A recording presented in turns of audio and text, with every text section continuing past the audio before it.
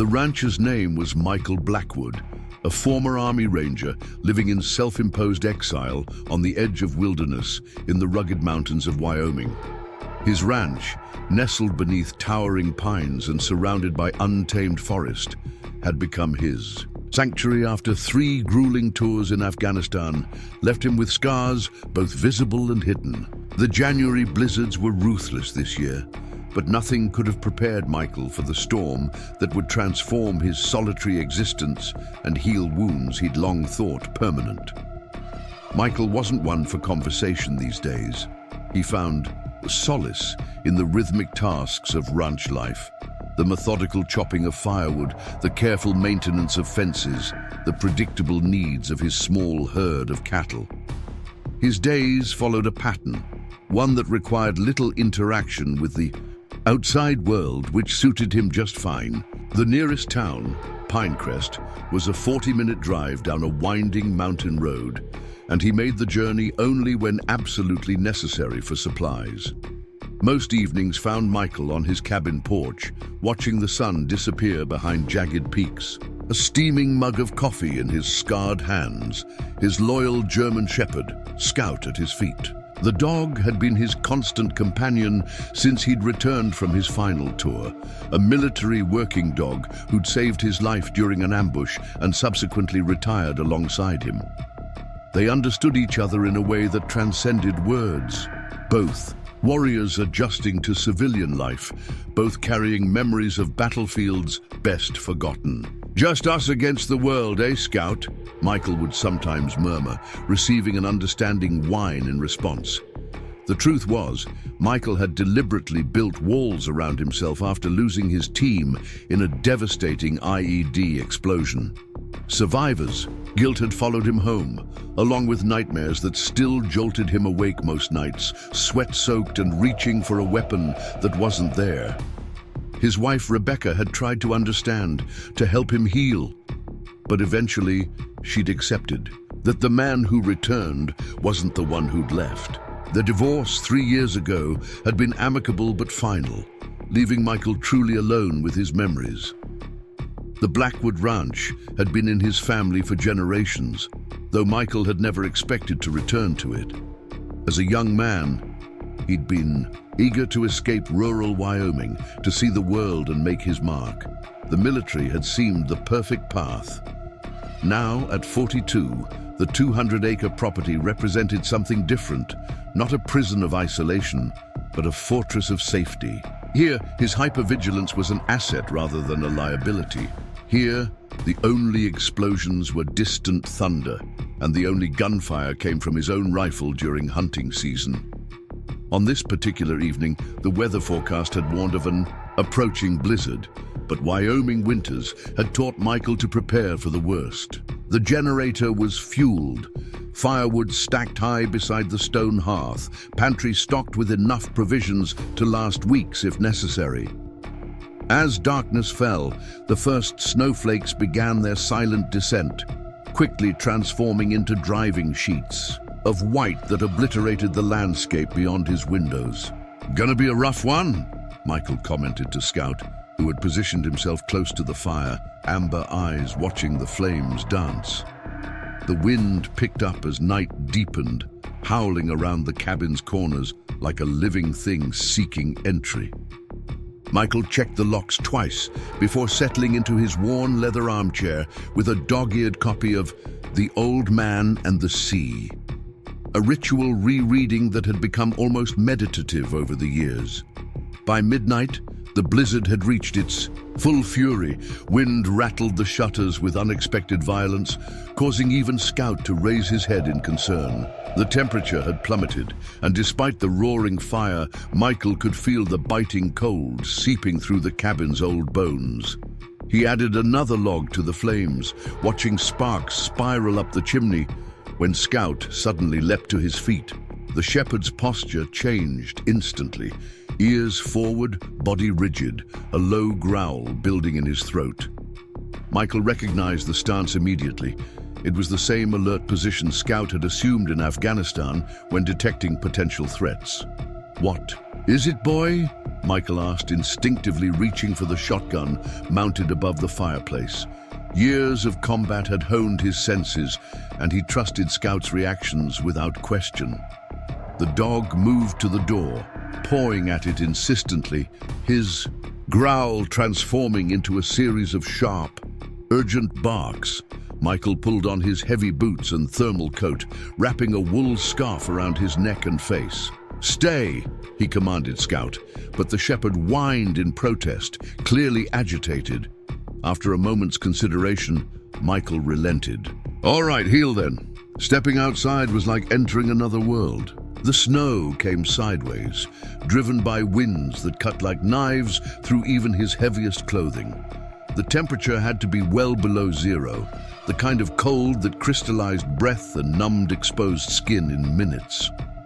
Michael flicked on his high-powered flashlight, but its beam penetrated only a few feet before being swallowed by the swirling white void. "Show me," he said to Scout, who immediately plunged into the snow, creating a furrow that Michael followed with difficulty. The drifts reached mid-thigh in places, making each step a labor. They moved away from the cabin, past the barn where his cattle were safely sheltered, toward the northern boundary of his property where the ranch met national forest land. Scout paused occasionally, looking back to ensure Michael was following, then pressing forward with determination. The dog's behavior puzzled Michael. This wasn't the alert for potential human intruders or even the excitement of tracking game. There was something almost desperate in Scout's movements, an urgency Michael hadn't seen since their deployment. "Days." "Hello," Michael called out, his voice immediately snatched away by the howling wind. "Is anyone out there?" The cold burned his lungs, each breath painful as he struggled through another drift. They had traveled almost half a mile from the cabin when Scout disappeared into a small ravine, barking frantically. Michael approached cautiously, sweeping his flashlight down into the depression. What he saw stopped him cold. There, huddled, together in a pitiful heap beneath a fallen pine, were 9 wolf cubs, their tiny bodies nearly buried in snow, their gray and tawny fur crusted with ice. They were impossibly small, their eyes barely open, trembling violently in the bitter cold. "Jesus Christ," Michael whispered, his mind racing. "Wolf cubs born in January?" It was too early in the season. Wolves typically had their litters in spring. Something was terribly wrong. He cast the light around the area, searching for signs of the mother or the pack, but found nothing except scattered paw prints rapidly filling with fresh snow. One of the cubs lifted its head weakly at the light, releasing a sound so frail it barely registered as a whimper. The sight struck Michael with unexpected force, cutting through layers of emotional armor he'd built over years. In Afghanistan, he'd witnessed the aftermath of a village bombing, children orphaned in an instant, huddled together much like these cubs, shock and fear in their eyes. The parallel was too stark to ignore. Michael knew the cubs wouldn't survive another hour in these conditions. Adult wolves might have a chance against Wyoming's worst blizzard, but these infants, for they were hardly more than that, had none. Their mother was nowhere to be seen, and in his gut, Michael knew she wouldn't be coming back. Perhaps hunters from the next county over, where wolf hunting was less restricted, perhaps a confrontation with a larger predator. The reason didn't matter now. Without further hesitation, Michael unzipped his coat and bent down. One by one, he gathered the cubs, tucking them inside his coat against his chest and abdomen. Their bodies were frighteningly cold, some barely moving. The last and smallest cub seemed lifeless until Michael cradled it in his palm, feeling the faintest flutter of a heartbeat against his fingers. "Stay with me, little one," he murmured, a phrase he'd spoken to wounded comrades on distant battlefields. Scout circled anxiously, understanding that something momentous was happening. With the cubs secured as best he could, Michael turned back toward the cabin, now a distant haven in the storm.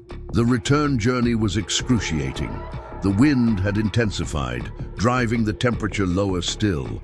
Michael's exposed face burned with cold, his beard collecting ice, but his focus remained singular. Keep moving, keep the cubs warm, reach shelter. Scout forged ahead, occasionally returning to Michael's side as if offering encouragement. Each step became an exercise in determination, the weight of responsibility pushing him forward when his body screamed to rest.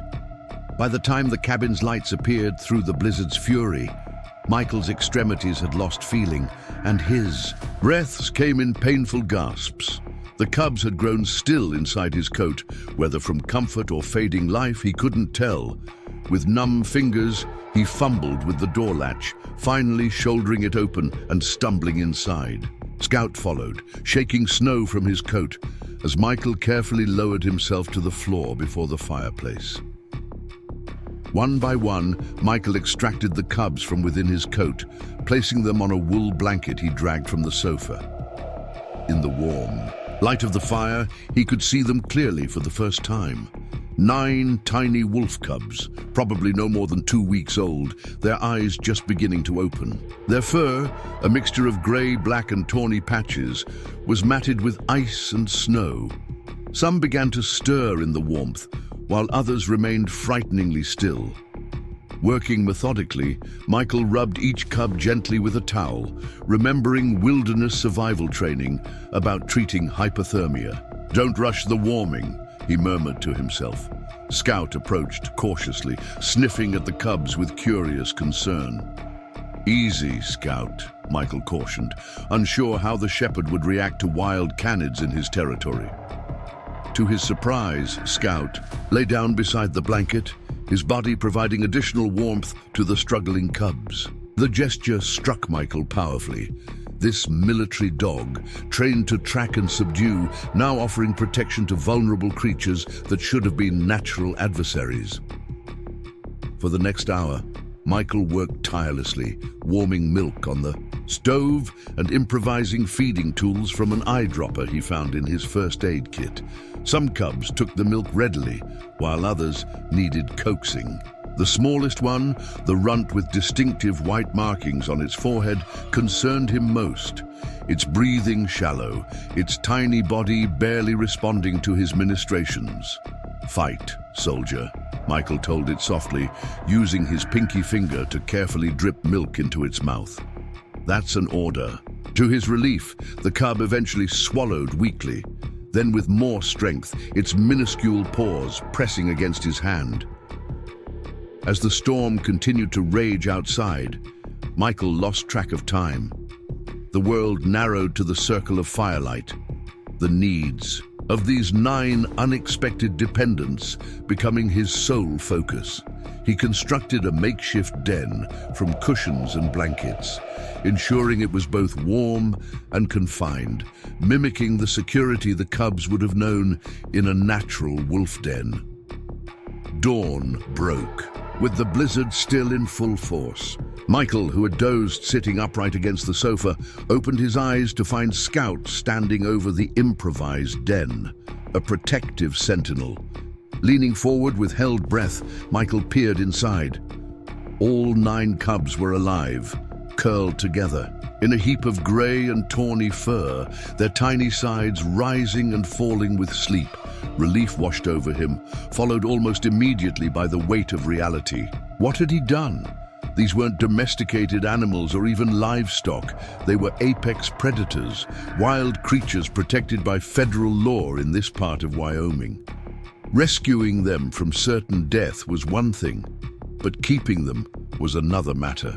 Entirely, the rational part of his mind knew he should contact Wyoming Fish and Wildlife as soon as the storm abated, turn the cubs over to professionals. Yet as he watched them sleep, something long dormant stirred within him. In saving these cubs, he had made a choice that felt significant beyond the act itself. For the first time since leaving the battlefield, Michael had responded to vulnerability not by retreating, but by engaging, by taking responsibility rather than avoiding it. One of the cubs, the largest, with distinctive dark markings around its eyes, woke and gazed directly at Michael. There was something in that look, something that transcended the natural boundary between human and wild animal. Not gratitude, for the cub was too young to comprehend its rescue, but a simple, direct acknowledgement of existence. "I am here," that gaze seemed to say. "You are here. We are connected." "What am I going to do with you?" Michael whispered, knowing the question extended beyond the immediate needs of food and shelter. In this moment of connection with a wild creature, he felt something crack within himself, a fissure in the walls he'd built, allowing a sliver of light to penetrate the darkness he'd inhabited for so long.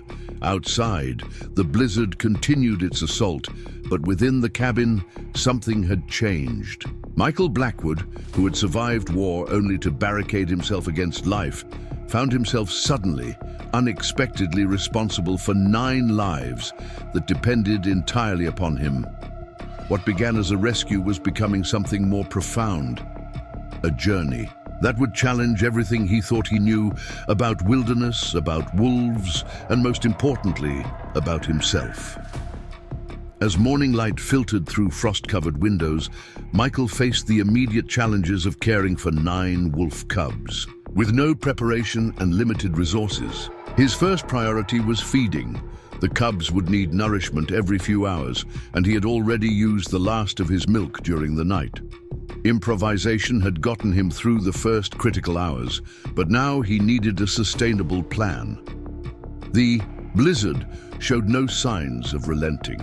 Radio reports warned of road closures throughout the county, with emergency services focused on power outages in Pine Crest and the surrounding communities. Michael was effectively cut off from civilization, left to his own devices, a situation he normally preferred, but now found daunting given his new responsibilities. "We need to be strategic about this," he told Scout, who hadn't left his post beside the makeshift den. Michael took inventory of his pantry, finding enough evaporated milk to last maybe 2 days, if carefully rationed. He knew from his limited knowledge of wildlife that wolf cubs would normally nurse for several weeks before beginning to eat regurgitated meat from adult pack members. These cubs were clearly too young for solid food, their tiny teeth barely visible. Michael consulted the few reference books on his shelves, none specifically about wolves, but a couple covering Wyoming wildlife in general. The information was sparse but useful. Wolf cubs needed a specific balance of nutrients, different from what domestic puppies required. Regular cow's milk wouldn't provide adequate nutrition for long. They would need a formula that more closely mimicked wolf milk. "Looks like we're going to have to get creative," Michael muttered, pulling out his satellite phone, the only reliable communication at the ranch during severe weather. After 3 attempts, he managed to connect with Doc Wilson, the local veterinarian who occasionally treated Michael's cattle. The connection was poor, cutting in and out between bursts of static. "Mike? That you?" The vet's voice crackled through the speaker. "Everything okay up there?" "Got myself in a situation, Doc," Michael replied, explaining the rescue as concisely as possible. "Need advice on feeding wolf cubs. About 2 weeks old, best I can figure." The line went silent for so long that Michael thought they'd been disconnected. Finally, Doc Wilson's voice returned, a mixture of astonishment and concern, evident even through the distortion. "Wolf cubs in January? That's not...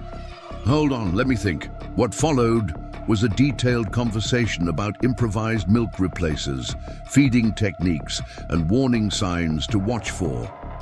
Doc Wilson promised to prepare proper supplies and medication, but reaching the ranch would be impossible until the roads cleared. 3 days minimum, according to weather reports. "You've taken on quite a responsibility," Doc Wilson said before signing off. "Those cubs should still be in a den with their mother. Something's very wrong for them to be out in this weather at their age." "Tell me about it," Michael responded dryly, though the weight of the vet's words settled heavily on his shoulders. With the call completed, Michael set to work, creating the best approximation of wolf milk he could manage with his limited supplies, mixture of evaporated milk, raw eggs, canola oil, and supplements from his own first aid kit. The makeshift formula wasn't ideal, but it would keep the cubs alive until proper supplies arrived. Feeding 9 hungry cubs proved to be an exercise in patience and dexterity. Michael established a system, working from smallest to largest, using the eyedropper with careful precision.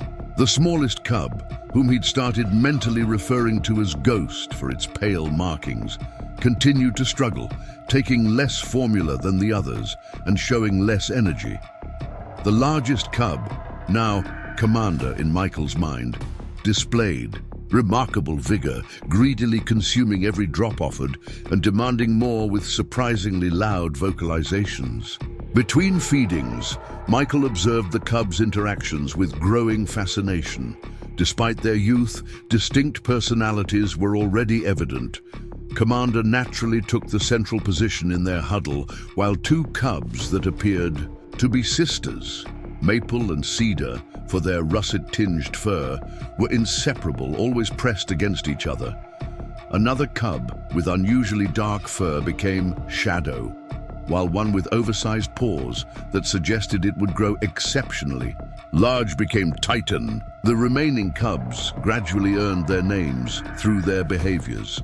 Whisper for her quiet demeanor, Nimble for his constant movement, and Echo for his habit of mimicking his siblings' sounds. Scout's behavior continued to surprise Michael. The shepherd maintained a protective vigilance, not only tolerating the cubs, but actively tending to them, gently nudging strays back to the den with his nose, cleaning them with careful licks, and alerting Michael with a specific whine when they became particularly restless, signaling hunger or discomfort. "Never figured you for a nanny," Michael told Scout, scratching behind the dog's ears. "Thought you were bred to track, not babysit." Scout responded with a look that Michael swore contained a hint of pride. As the day progressed, Michael established a rigorous schedule. Feedings every 3 hours, careful monitoring of temperature in the makeshift den, gentle cleaning of each cub with a warm, damp cloth. Between these tasks, he maintained his regular ranch duties as best he could, tending to the cattle in the barn and keeping pathways cleared as the snow continued to accumulate. By nightfall, exhaustion had settled deep in Michael's bones. The constant cycle of care left little time for rest, and the emotional toll of responsibility weighed heavily. As he prepared the evening's formula, his hands trembling slightly from fatigue, Michael caught his reflection in the kitchen window. A haggard face, eyes intense with concentration, but something else too, purpose. His features, so often set in grim determination or careful neutrality these past years, now showed the unmistakable signs of someone fully engaged with life. The realization struck him with unexpected force. Since returning from Afghanistan, he had existed rather than lived, going through necessary motions while keeping the world at arm's length. These cubs, with their relentless needs and complete dependency, had punctured the bubble of isolation he had so carefully constructed. That night, as the blizzard's fury gradually subsided to a steady snowfall, Michael dozed between feedings, in his armchair pulled close to the den. His dreams, usually populated by explosions and fallen comrades, instead filled with running wolves and snow-covered forests. He woke feeling strangely refreshed despite the interrupted sleep. Dawn brought a stark, crystalline beauty to the landscape. The storm had passed, leaving behind 3 feet of pristine snow that transformed the ranch into an unbroken expanse of white, glittering in the morning sun. The temperature had risen slightly, though still well below freezing, and the brutal wind had finally calmed. Michael stood on the porch, coffee mug steaming in the frigid air, surveying the changed world. The isolation that had seemed a comfort yesterday now felt like a challenge. He needed supplies, proper formula, medical equipment.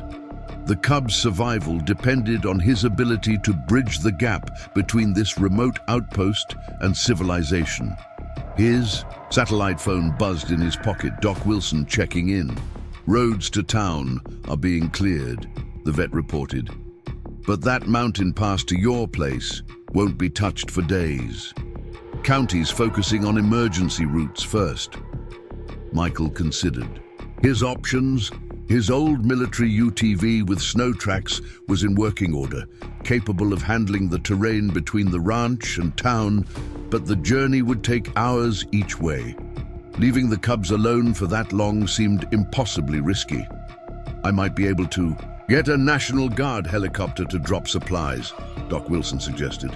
They're doing relief runs for some of the outlying properties. No, Michael said quickly, the thought of military personnel on his property triggering an instinctive resistance. No helicopters. I'll figure something out. After hanging up, Michael returned inside to find a minor crisis unfolding. Ghost, the runt, lay apart from the others, barely moving. Michael's heart clenched as he gently lifted the tiny cub. Its body temperature seemed dangerously low, despite the warmth of the den, its breathing shallow and irregular. "Hold on, little one," Michael murmured, tucking the cub inside his shirt against his skin for direct warmth. He prepared a more concentrated formula and carefully administered it drop by drop, massaging Ghost's throat to encourage swallowing. Scout watched the proceedings with evident concern, whining softly when the cub made a particularly weak sound. For an hour, Michael held Ghost against his chest, monitoring every breath, every heartbeat. The cub's struggle triggered memories of field medicine, of holding pressure on wounds while waiting for medevac helicopters, of whispering encouragements to injured men. The parallels were too close, the feeling of helplessness too familiar. "Not this time," Michael said aloud, his voice firm in the quiet cabin. "You're going to make it." Whether it was the body heat, the concentrated formula, or simply Michael's determination, Ghost gradually stabilized. The cub's breathing deepened, its tiny body relaxed, and eventually it produced a weak but defiant squeak that made Michael laugh with relief. "There's the fighter," he said, carefully returning Ghost to the den, where Commander immediately nudged the smaller cub into the center of the huddle. The other cubs shifted to accommodate, creating a living blanket of warmth and protection. The sea. Crisis averted, Michael turned his attention to the supply problem. He couldn't leave the cubs alone, yet he needed provisions that couldn't be delivered. The solution, when it came to him, was both obvious and daunting. Michael had deliberately limited his interactions with neighbors since moving back to the ranch, maintaining the bare minimum of contact required for practical purposes. His nearest, neighbor Eleanor Kincaid, lived 7 miles down the mountain on a smaller property. They had spoken perhaps a dozen times in 3 years, usually brief exchanges about weather conditions or stray cattle. Eleanor was a retired nurse who had moved to Wyoming after her husband's death, seeking solitude much as Michael had, though her reasons were her own. Using the satellite phone, Michael dialed Eleanor's number, half hoping she wouldn't answer.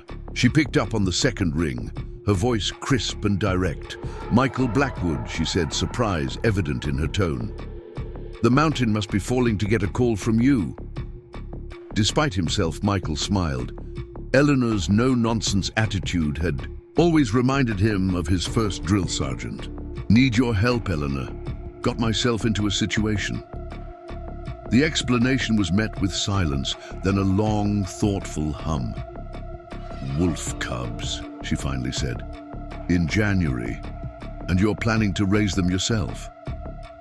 "Just until they're strong enough," Michael clarified, though the assertion felt hollow even to his own ears. The truth was, he hadn't thought beyond immediate survival. "Doc Wilson's putting together supplies, but I can't leave them to make the trip to town. And you're calling me because you've got that modified snowmobile. Thought maybe you could collect the supplies from town, bring them up here." Michael paused, then added, "I wouldn't ask if it wasn't important." Another silence stretched between them. Michael could almost see Eleanor's expression. Analytical, weighing, perhaps a touch amused at finding the self-sufficient veteran in need of assistance. "I'll be there by sundown," she finally said. "And Michael, I want to see these cubs. Been a while since something interesting happened on this mountain." The call ended, leaving Michael with mixed feelings. Help was coming, but at the cost of allowing someone else into his carefully guarded space. The cubs had already breached his emotional defenses. Now his physical isolation would be compromised as well. Looking at the sleeping cubs, Michael realized that the barriers he had maintained so rigorously were already crumbling. These wild creatures, with their complete vulnerability and unrestrained needs, had accomplished what years of well-meaning interventions could not. They had made connection necessary. As morning turned to afternoon, Michael continued the feeding schedule while preparing for Eleanor's arrival. He cleared a path from the main road to his cabin, brought extra firewood inside, and even, somewhat to his own surprise, made an attempt to tidy the living area. The actions felt foreign, reminders of a time before grief and trauma had narrowed his world to survival and solitude. When Scout barked an alert from the porch, Michael stepped outside to see a figure approaching on a specialized snowmobile, leaving a clean track through the pristine snow. Eleanor Kincaid had arrived, and with her, the outside world that Michael had so deliberately kept at bay. Standing on his porch, watching her approach, Michael felt a curious mixture of apprehension and anticipation.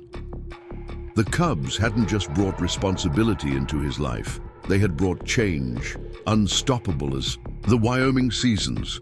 Eleanor Kincaid dismounted her snowmobile with the practiced ease of someone half her 65 years. Her silver hair was tucked beneath a thermal cap, her sturdy frame bundled in layers of practical winter gear.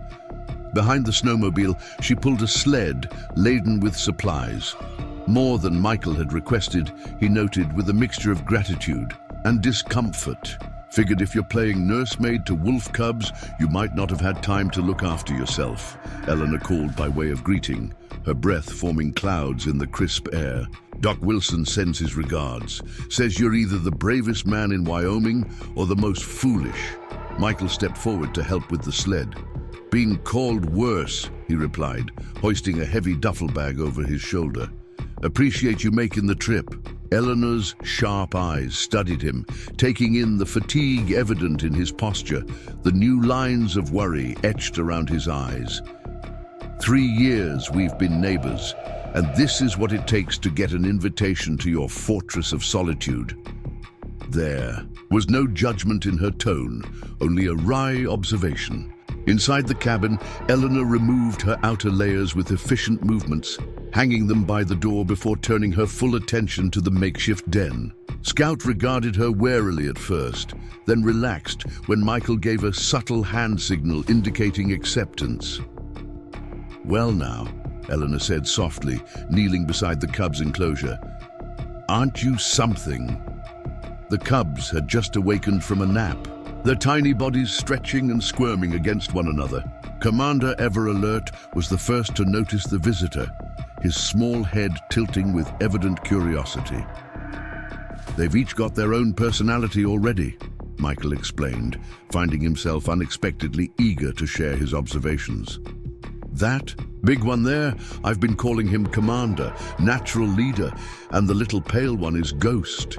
Eleanor nodded, listening intently as Michael introduced each cub, describing their distinctive traits and behaviors. Her expression remained neutral, though her eyes softened as she watched Ghost struggle to climb over siblings twice its size. "You've named them," she noted. "First rule of not getting attached, don't name them." Michael hadn't considered his naming habit in those terms.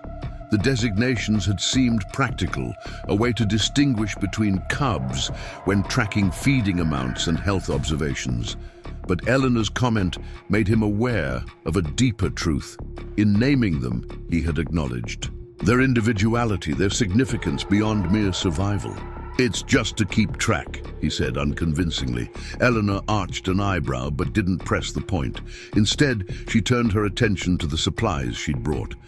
Doc Wilson sent formula specifically for carnivore young, said it's what They use at rehabilitation centers. There's enough to last 2 weeks, feeding 9 hungry mouths. She unpacked methodically, bottles with specialized nipples designed for wild canids, a digital scale for tracking weight gain, antibiotics and vitamins, a book on wolf development, and various other necessities Michael hadn't thought to request. Eleanor's nursing background was evident in the way she organized the supplies, creating a makeshift medical station on Michael's kitchen table. "Got you some groceries too," she added, pointing to several insulated bags. "Figured you might be running low." The gesture triggered an unexpected emotion in Michael, a constriction in his throat, a burning behind his eyes that he quickly suppressed. It had been years since anyone had considered his needs so directly, without requirement or expectation. "Wasn't necessary," he managed. Though the words came out gruffer than intended, Eleanor merely shrugged. "Necessary's a funny concept out here. Not much is truly necessary beyond breathing, is it? Rest is just what we decide matters." The philosophical observation hung in the air as Michael busied himself storing the food, grateful for the mundane task that allowed him to regain his composure.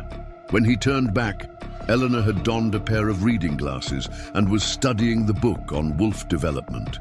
"Says here they should still be in a den with their eyes barely open at 2 weeks, she noted.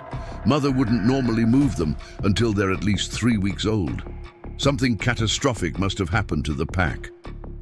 Michael nodded grimly. "I've been thinking about that. There's a group from Idaho been hunting predators in the national forest, despite the protected status here. Rangers have been trying to catch them for months." "Bastards," Eleanor said matter-of-factly. "So you think the mother was killed? Or injured badly enough she couldn't return to the den? Cubs this young, she wouldn't leave them willingly." Michael had spent considerable time pondering the cubs' circumstances, piecing together likely scenarios from his knowledge of the area and wildlife patterns. Eleanor closed the book, her expression thoughtful. "This says they'll need feeding every few hours for another week at least, then gradually stretching to longer intervals. That's a round-the-clock job for one person." The unspoken offer hung in the air between them. Michael hesitated, caught between his ingrained self-sufficiency and the practical reality of the situation. Pride warred with necessity, a familiar battle from his military days when accepting help could mean the difference between mission success and failure. "I can manage," he said finally, then with visible effort added, "But I wouldn't turn down some guidance. Been a while since I had to keep anything smaller than a calf alive." Eleanor's smile was quick and knowing. "Well then, Ranger Blackwood, consider me your reinforcement. I'll stay through evening feeding, show you the proper technique with these special bottles. Doc Wilson sent some medication for the runt too, said to watch for signs of respiratory infection." The next several hours unfolded in a surprising rhythm of cooperation. Eleanor demonstrated the proper feeding angle to prevent aspiration, showing Michael how to test the formula temperature and monitor each cub's intake. Her movements were precise, her instructions clear without being condescending. Michael found himself appreciating her expertise, the way she approached each task with calm efficiency. Ghost received special attention. A small dose of preventative antibiotics, extra formula enriched with additional nutrients, and careful monitoring after feeding to ensure proper digestion. The tiny cub responded well to Eleanor's experienced handling, its breathing less labored as the afternoon progressed. "You've got good instincts with them," Eleanor observed as they cleaned the feeding equipment. "Most people would handle them. Too roughly or too timidly. You've found the middle ground." The compliment caught Michael off guard. "Had a dog growing up," he said after a moment. "Border collie named Rex. Used to help bottle feed the orphaned lambs in spring." It was more personal information than he'd shared with anyone in years, a glimpse into a childhood that predated his military identity. The memory of those spring mornings in the barn with his father surfaced with unexpected clarity. The smell, of hay and lanolin, the gentle instructions on how to hold the lambs, the pride when a particularly weak one thrived under his care. Eleanor seemed to understand the significance of the disclosure, responding with a simple nod rather than probing questions. As dusk approached, she helped Michael prepare for the night ahead, organizing supplies for easy access and ensuring the cubs' bedding was clean and warm.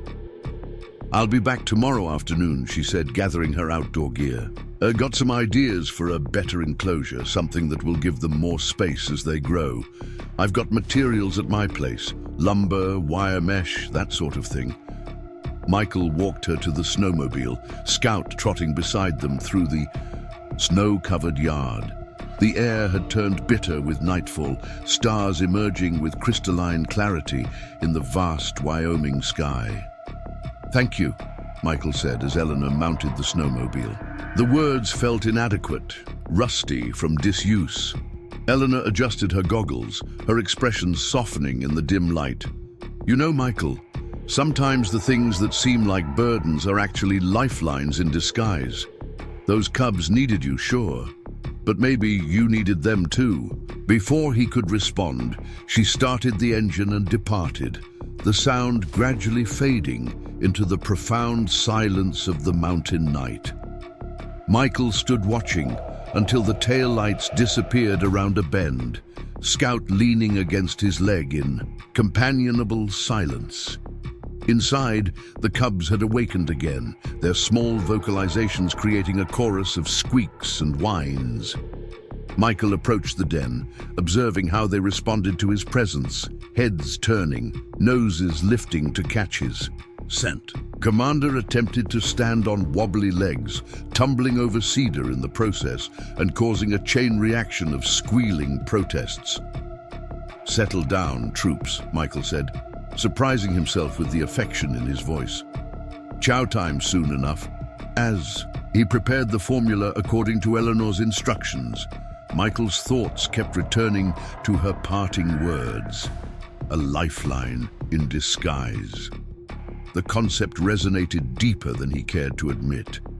These past years, he had constructed a life designed to require nothing and no one, a fortress against the pain of loss and the complexities of human connection. Yet in less than 48 hours, 9 defenseless creatures had upended that careful isolation, creating needs that could not be met alone.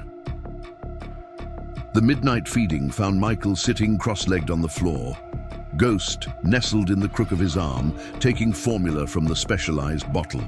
The cub's eyes, still new to the world, seemed to focus on Michael's face with an intensity that belied its size. In that moment of connection, Michael experienced a sensation he had nearly forgotten. The simple, profound fulfillment of being, essential to another living being. "You're getting stronger," he told Ghost, gently wiping formula from its muzzle. Fighters always do. The following days established a new normal at Blackwood Ranch. Eleanor arrived each afternoon, staying through the evening feeding before returning to her property. Together, they constructed a larger enclosure in the corner of the living room, using lumber and mesh to create a space that allowed the cubs' room to develop their mobility while keeping them safe and contained. Michael observed the cubs' rapid development with fascination. Their eyes, initially cloudy blue, began showing hints of the amber gold that would characterize their adult coloration. Their movements grew more coordinated, their vocalizations more varied and expressive.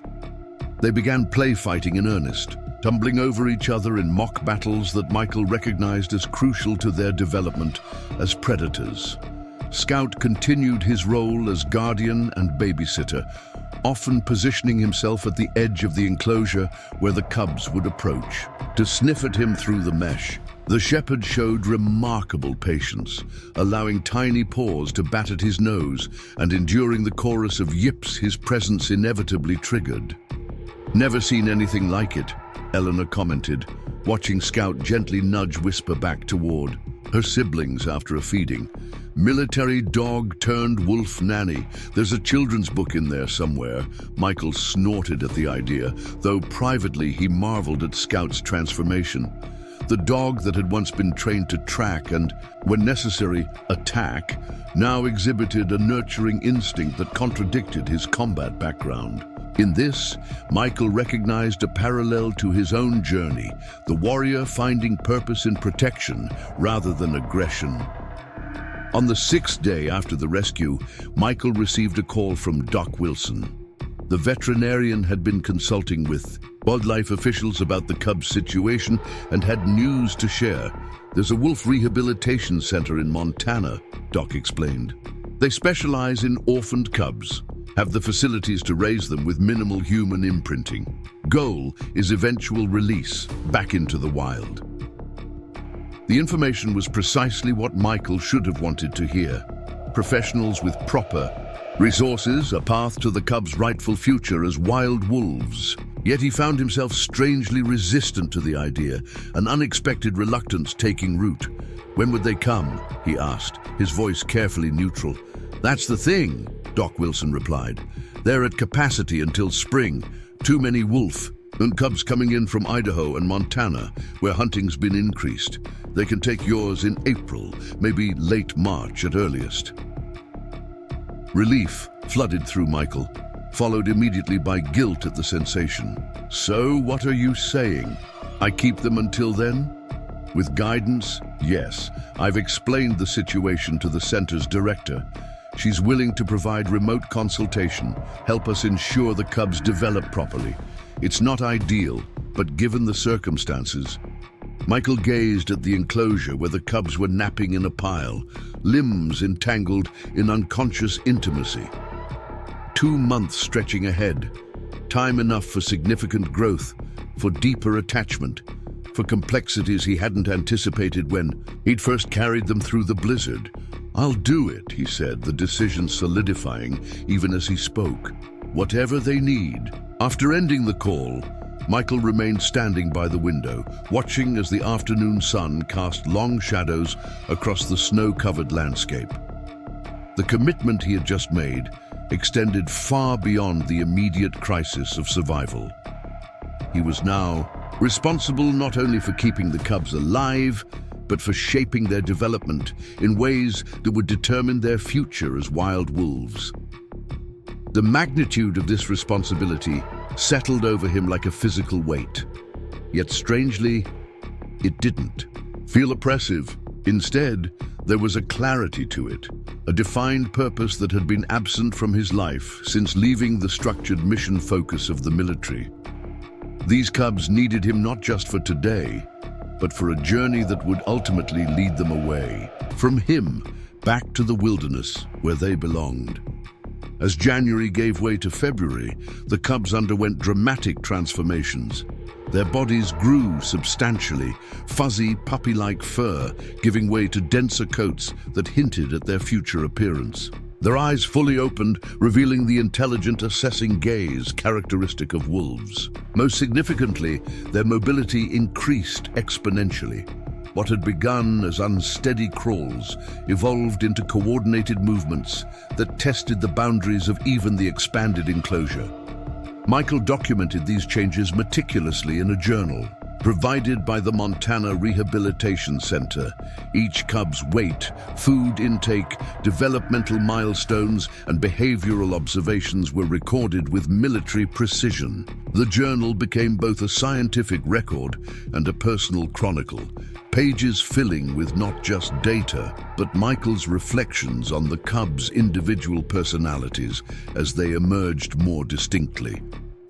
Commander continued to dominate the social hierarchy, always the first to investigate new objects introduced to the enclosure, the first to challenge boundaries. Ghost, though still the smallest, had developed a surprising tenacity, often stealing food from larger siblings and escaping. Consequences through sheer speed. The relationship between Maple and Cedar evolved into a complex partnership. the sisters developing coordinated hunting behaviors during play, flanking larger cubs in strategic maneuvers that Michael recognized from wildlife documentaries. "They're impracticing," Michael explained to Eleanor during her daily visit. "Watch how maple circles wide while cedar approaches from the front. They're instinctively developing pack hunting strategies." Eleanor nodded, her initial skepticism about Michael's attachment to the wolves having evolved into genuine interest. Nature versus nurture playing out right before our eyes. Despite having no adult wolves to learn from, they're manifesting innate behaviors. These developmental milestones brought new challenges. The cubs' increasing activity required more space, more stimulation, and importantly, different types of nutrition. Following the rehabilitation center's guidance, Michael began the gradual process of introducing soft meat into their diet, supplementing the formula that remained their primary sustenance. The first meat feeding was a memorable event.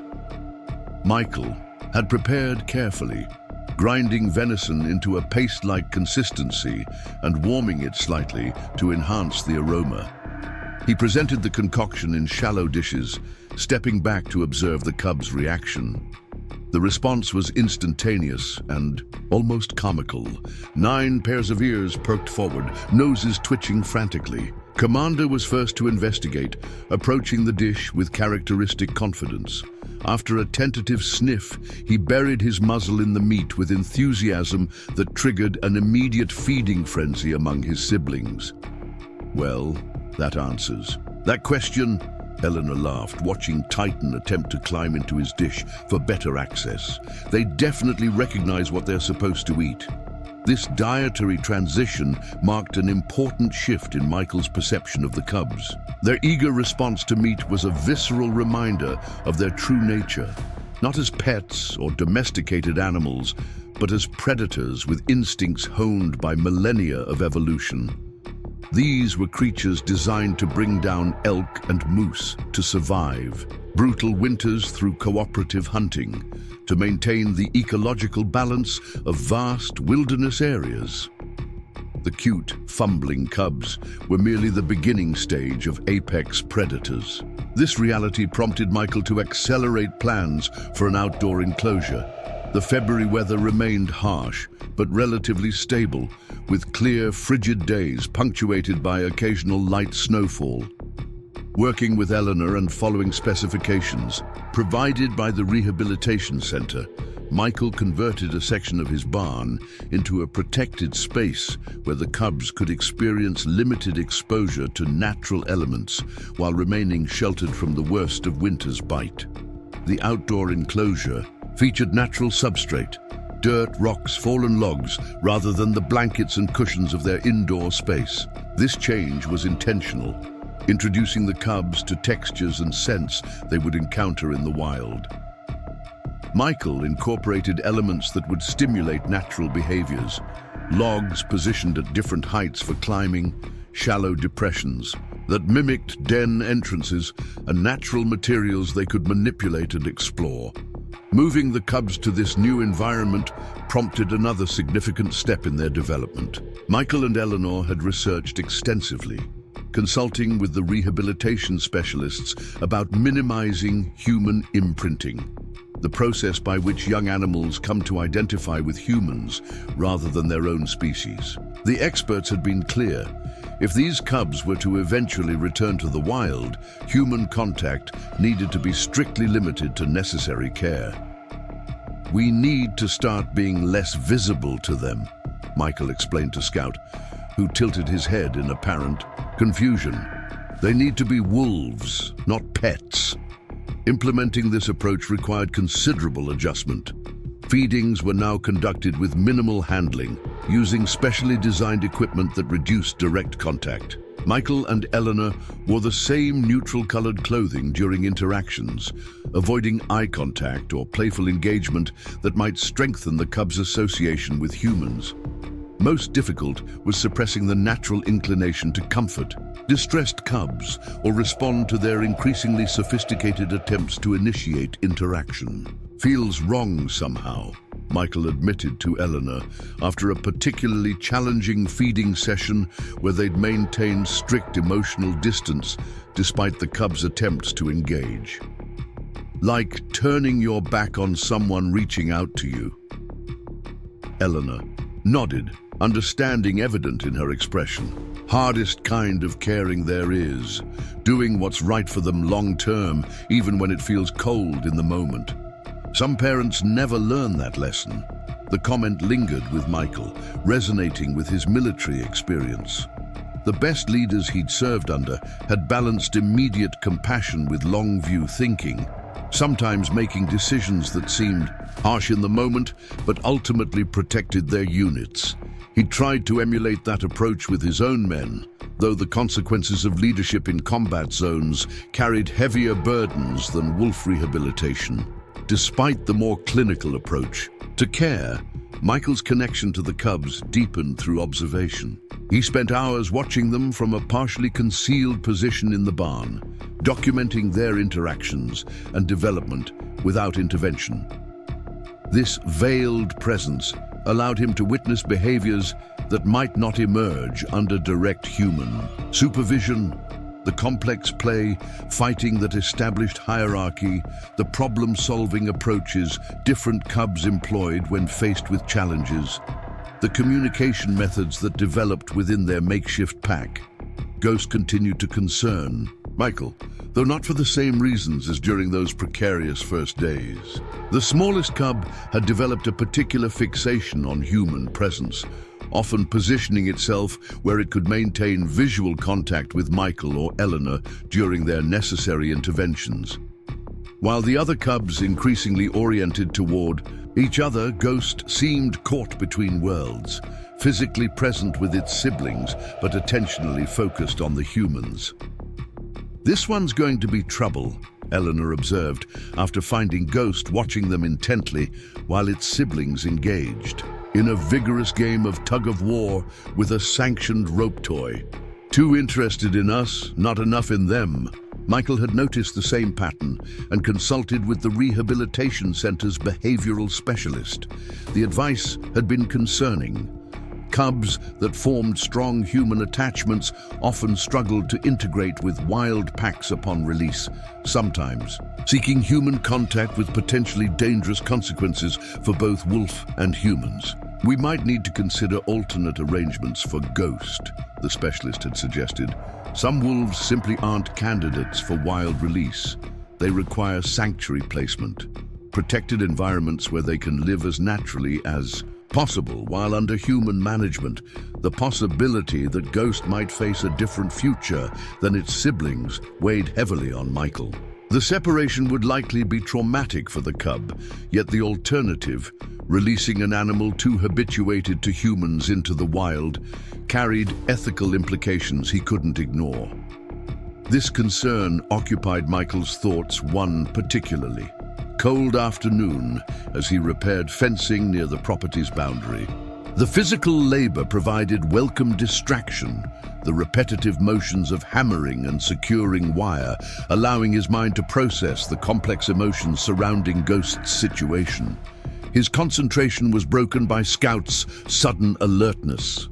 The shepherd, who had been lying nearby watching Michael work, leapt to his feet with ears forward and body rigid, the posture that had preceded the cub's discovery during the blizzard. A low growl rumbled in Scout's chest, his attention fixed on the tree line approximately 50 yards distant. Michael straightened, setting down his tools and reaching instinctively for the rifle he kept nearby during outdoor work. "What is it, boy?" he asked quietly, scanning the forest edge. For several moments, nothing moved in the winter landscape. Then at the boundary, where forest met clearing, a shadow detached itself from the trees, a large, dark grey wolf standing motionless, watching the ranch with unmistakable purpose. Michael remained perfectly still, hardly daring to breathe. The wolf was magnificent, its thick winter coat giving it a substantial appearance, its amber eyes clearly visible even at this distance. From its size and bearing, Michael identified it as a male, likely one of the dominant wolves from the local Pack, Scout growled again, taking a half step forward before Michael's quiet command froze him in place. The shepherd trembled with conflicting instincts, the training that bound him to Michael's orders, warring with territorial defensiveness. Easy, Michael murmured.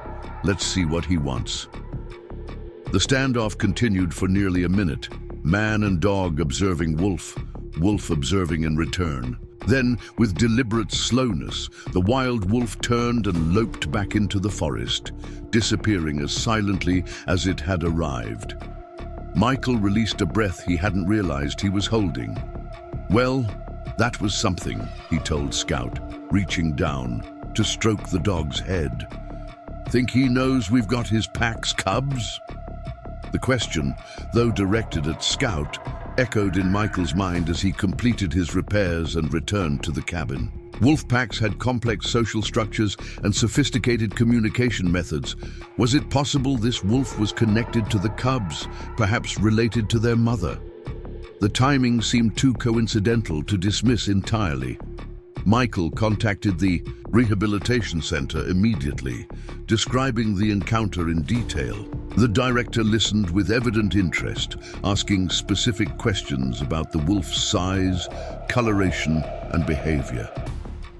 Could be coincidence, she acknowledged. But wolves are territorial and have excellent scent capabilities. It's not impossible that this male detected the cub's scent carried on the wind. We've documented cases of separated pack members finding each other over considerable distances. So what does this mean for the cubs? Michael asked, a mixture of hope and apprehension coloring his voice. Hard to say, the director replied cautiously. Best case scenario, we've located a related pack that might accept the cubs when they're ready for release. Worst case, we've identified a territorial male that might view them as intruders if released nearby. We'll need more information before making any determinations. The sighting added new complexity to an already challenging situation. Michael installed motion-activated cameras at strategic points around the property perimeter, hoping to document further wolf activity without disturbing the natural behavior of any visiting wolves. He adjusted his outdoor routines, maintaining heightened awareness during chores and ranch maintenance. 3 days later, the cameras captured what Michael had been waiting for: the same wolf, accompanied by 2 others, investigating the property boundary during pre-dawn hours. The trio moved with evident purpose, systematically covering ground in a pattern that suggested scent tracking. Most tellingly, they lingered near the barn where the cubs were housed, their behavior indicating awareness of what was inside. Michael reviewed the footage with Eleanor, both of them struck by the deliberate nature of the wolves' investigation. They know, Eleanor said with certainty. Somehow they know the cubs are here. The implications were profound. If these wolves were indeed related to the cubs, perhaps members of their original pack, their presence could significantly impact release plans. The rehabilitation specialists had emphasized the importance of releasing the cubs into appropriate territory, ideally with potential for pack integration. Natural pack acceptance would dramatically improve their survival chances compared to release as isolated individuals. As February progressed, the wolf visitations became regular occurrences, typically every 3 to 4 days, and always during early morning or late evening hours. Michael documented each visit meticulously, noting patterns in their behavior, identifying individual wolves through distinctive markings, and mapping their movements around the property. The original male, whom Michael had begun thinking of as Sentinel, was a constant presence, accompanied by varying members of what appeared to be a pack of at least 6 adults. They're showing remarkable persistence, the rehabilitation director commented during their weekly conference call. This level of sustained interest suggests strong kinship connection. These could be older siblings from previous litters or the cub's father and other pack members. The possibility that the cubs might eventually rejoin their natural family rather than facing the uncertainty of territorial establishment in unfamiliar areas gave Michael a profound sense of hope. Each documentation of the wild wolves' visits felt like progress toward the best possible outcome, a future where Commander, Ghost, and the others would take their rightful places in the complex social structure of a wild pack. Yet alongside this hope ran a contradictory emotion Michael was reluctant to examine too closely. Each development that advanced the cubs toward their wild future also moved them further from him, accelerating the inevitable separation he tried not to dwell upon. The professional distance he maintained during their care did not prevent the deep attachment he felt to each distinctive personality, each small triumph of their development. Late one evening, as Michael reviewed the day's camera footage showing Sentinel and 3 pack members making a particularly thorough circuit of the property, Eleanor voiced the truth he'd been avoiding. "You know," she said gently, "doing this right means one day they'll walk away without looking back. That's what success looks like with wild things." Michael nodded, unable to meet her gaze. "I know. That's the plan. Knowing it and preparing for it are different things," Eleanor continued. "Thought you might need to hear that from someone who's been there. Letting go is never easy, even when it's exactly what's supposed to happen." The wisdom in her words resonated deeply. As a soldier, Michael had trained to complete missions, to achieve objectives, regardless of personal cost. This mission, raising 9 wolf cubs for successful return to the wild, had a clearly defined endpoint. Success meant watching them leave, thriving without him. It was, he recognized, the purest form of care he had ever undertaken, loving something enough to prepare it for a life in which you had no place. March arrived with the first tentative signs of spring. Longer daylight hours, occasional thaws that revealed patches of earth beneath the snow, and the distant calls of returning birds. The cubs, now approaching 8 weeks old, had outgrown their indoor beginnings entirely. Their development had accelerated dramatically, bodies lengthening, coordination improving, and social dynamics becoming increasingly complex. Michael and Eleanor, with guidance from the rehabilitation specialists, transitioned the cubs to a larger outdoor enclosure built specifically to prepare them for eventual release. This expanded space, constructed against the natural contours of the land at the edge of Michael's property, incorporated elements of the wild wolves' natural habitat. A shallow stream diverted through one section, natural vegetation preserved. Within the boundaries, rock formations that created den-like spaces. The perimeter fencing was designed to prevent escape while remaining visually unobtrusive, allowing the cubs to observe the world beyond their temporary confines. "They need to start experiencing natural cycles," Michael explained to Doc Wilson, during a routine checkup visit. Feeling rain, dealing with mud, experiencing temperature fluctuations, all the things they'd encounter in the wild. The veterinarian nodded approval as he examined Nimble, checking the cub's teeth, eyes, and overall condition. "They're in remarkable shape," he acknowledged. "Weight's appropriate, muscle tone excellent, no signs of the nutritional deficiencies we often see in hand-raised predators. You've done an exceptional job, Michael." The cubs now consumed a diet consisting primarily of raw meat, supplemented with whole prey items, rabbits, squirrels, and other small game that Michael hunted specifically for this purpose. This transition to biologically appropriate nutrition was critical for both physical development and behavioral health, stimulating natural feeding responses and reinforcing predatory instincts. Michael observed the first communal feeding with a mixture of scientific interest and primal awe. The cubs, presented with a freshly harvested deer carcass, had approached cautiously at first, circling and sniffing with evident curiosity. Commander, as expected, made the first move, tearing experimentally at the hide. What followed was a feeding behavior so instinctively coordinated it seemed choreographed. Each cub finding position, communicating through subtle body language, participating in the communal consumption with a proficiency that belied their lack of adult wolf guidance. "It's written in their DNA," Eleanor had remarked, watching through binoculars from their observation blind. 10,000 years of evolutionary programming playing out right in front of us. The Rehabilitation Center's director had been particularly interested in this development, requesting video documentation of subsequent feedings. "This is valuable data," she'd explained. "Most orphaned cubs this age have some experience with pack feeding before rescue. Yours had none, which makes their spontaneous development of coordinated feeding behaviors especially significant." As the cubs' physical capabilities grew, so did the complexity of their play. What had begun as simple wrestling and chasing evolved into elaborate games that mimicked hunting behaviors: stalking, ambushing, coordinated pursuit. Michael documented these activities, noting how the cubs naturally divided roles, some acting as pursuers, while others flanked or circled behind targets. These weren't random activities, but rehearsals for adult survival skills, practice for the cooperative hunting that would eventually sustain them in the wild.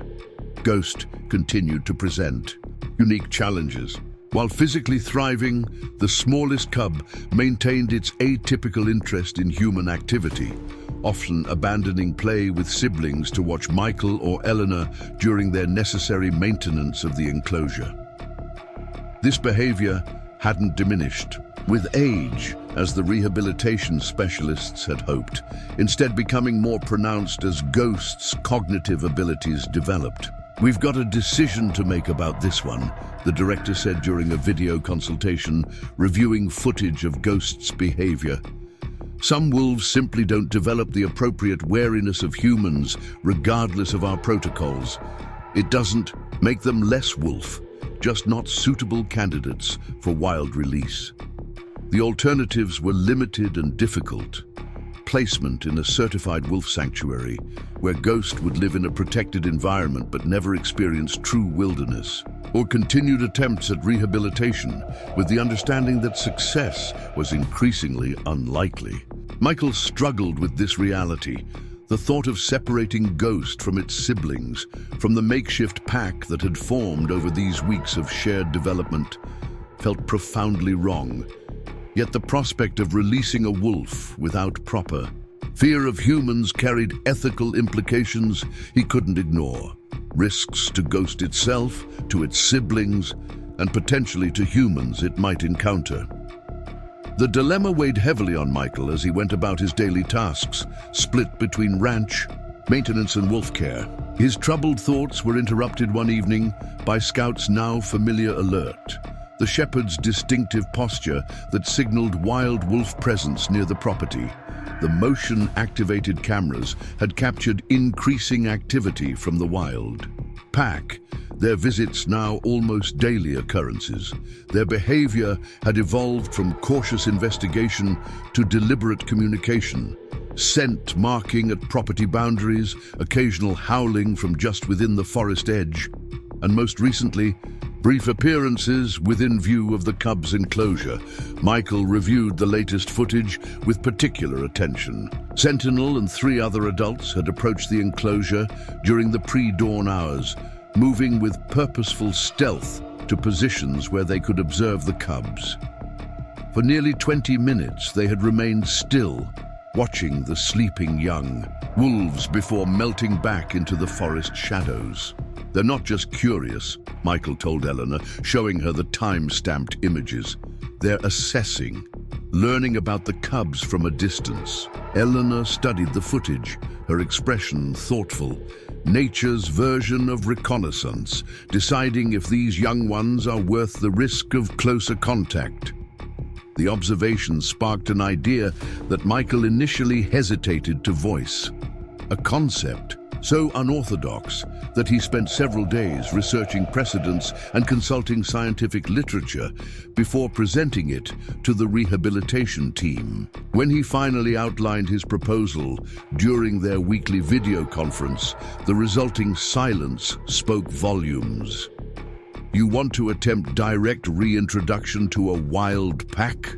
the director finally asked, her tone carefully neutral. "Without the transitional period at our facility." Michael nodded, aware of the controversy his suggestion represented. "The circumstances are unique," he explained. "These cubs have consistent interest from what appears to be their original pack. The wolves are demonstrating classic recognition, behaviors, not territorial aggression. With proper protocols, we could facilitate a reintroduction that bypasses months of facility rehabilitation." The debate that followed was robust and technical, with valid concerns raised about risks, regulatory, compliance, and scientific validity. Michael listened carefully, acknowledging the legitimate questions while advocating for what he increasingly felt was the cubs' best chance at a truly wild future. "We're not talking about simply opening the gate and hoping for the best," he clarified. "I'm proposing a carefully staged reintroduction. Controlled initial contact under supervision, followed by gradually extended interactions with emergency intervention capabilities throughout the process." The rehabilitation specialists were divided, some intrigued by the possibility, others deeply skeptical. The discussion concluded without resolution, with the director promising to consult with colleagues and regulatory authorities before making a determination. In the days that followed, Michael found himself increasingly convinced of his approach's merits. He expanded his research, documenting similar cases where orphaned wolf cubs had been successfully integrated into non-parent packs, analyzing the variables that contributed to success or failure. He refined his proposal, addressing the concerns raised during the initial discussion, and developed contingency plans for various scenarios. Eleanor, initially hesitant, gradually aligned with Michael's perspective as she reviewed the evidence. He gathered, "The traditional approach evolved for situations where no wild pack is available for integration," she noted. "Your cubs have what most orphans don't, wolves actively seeking connection with them. That changes the equation." When the director finally called back, her news was cautiously positive. "We've secured tentative approval for a modified version of your proposal," she explained. "With certain non-negotiable conditions, professional wildlife biologists on site. During critical phases, veterinary support available for emergencies, and detailed documentation of the entire process for scientific review." The plan's approval triggered intense preparation. Michael worked with Eleanor to modify the enclosure, creating a controlled access point where initial pack interactions could occur under supervision. They established observation blinds at strategic locations, equipped with high-resolution cameras and recording equipment to document the process. Most challenging was the development of an emergency response protocol, methods to safely separate wolves if interactions became dangerous, without creating negative associations that might jeopardize future integration attempts. As these preparations advanced, Michael reached out to Dr. Catherine Silverman, a wildlife biologist specializing in wolf behavior, who had agreed to oversee the reintroduction attempt. Their initial phone consultation extended for hours as they discussed the cubs' development, the wild pack's behavior patterns, and potential approaches to facilitating acceptance. "The timing is actually ideal," Dr. Silverman noted. "At approximately 10 weeks, cubs in wild packs begin short explorations beyond the den site, always under adult supervision. That's the developmental stage we want to mimic, presenting your cubs as emerging from an extended den period, ready for pack integration." The biologist's expertise provided scientific validation for what Michael had intuitively recognized. There existed a narrow window of opportunity, where the cubs were developed enough for limited independence, but still young enough to be accepted by the pack without triggering territorial responses. With Dr. Silverman's guidance, Michael adjusted the cubs' care protocols to better prepare. them for the transition. Human contact was further reduced, limited to essential feeding and health monitoring, conducted at irregular intervals to prevent predictable associations. The final stages of weaning from manufactured formula to entirely wild-appropriate nutrition accelerated, ensuring the cubs would recognize and properly process the regurgitated food adult wolves would provide during initial integration phases. Scout's role evolved as well.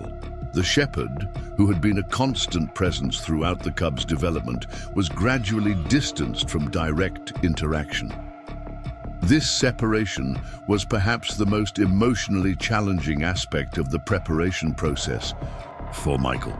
Scout had formed genuine bonds with the cubs, particularly Ghost, who often sought the dog's company during periods of stress or uncertainty.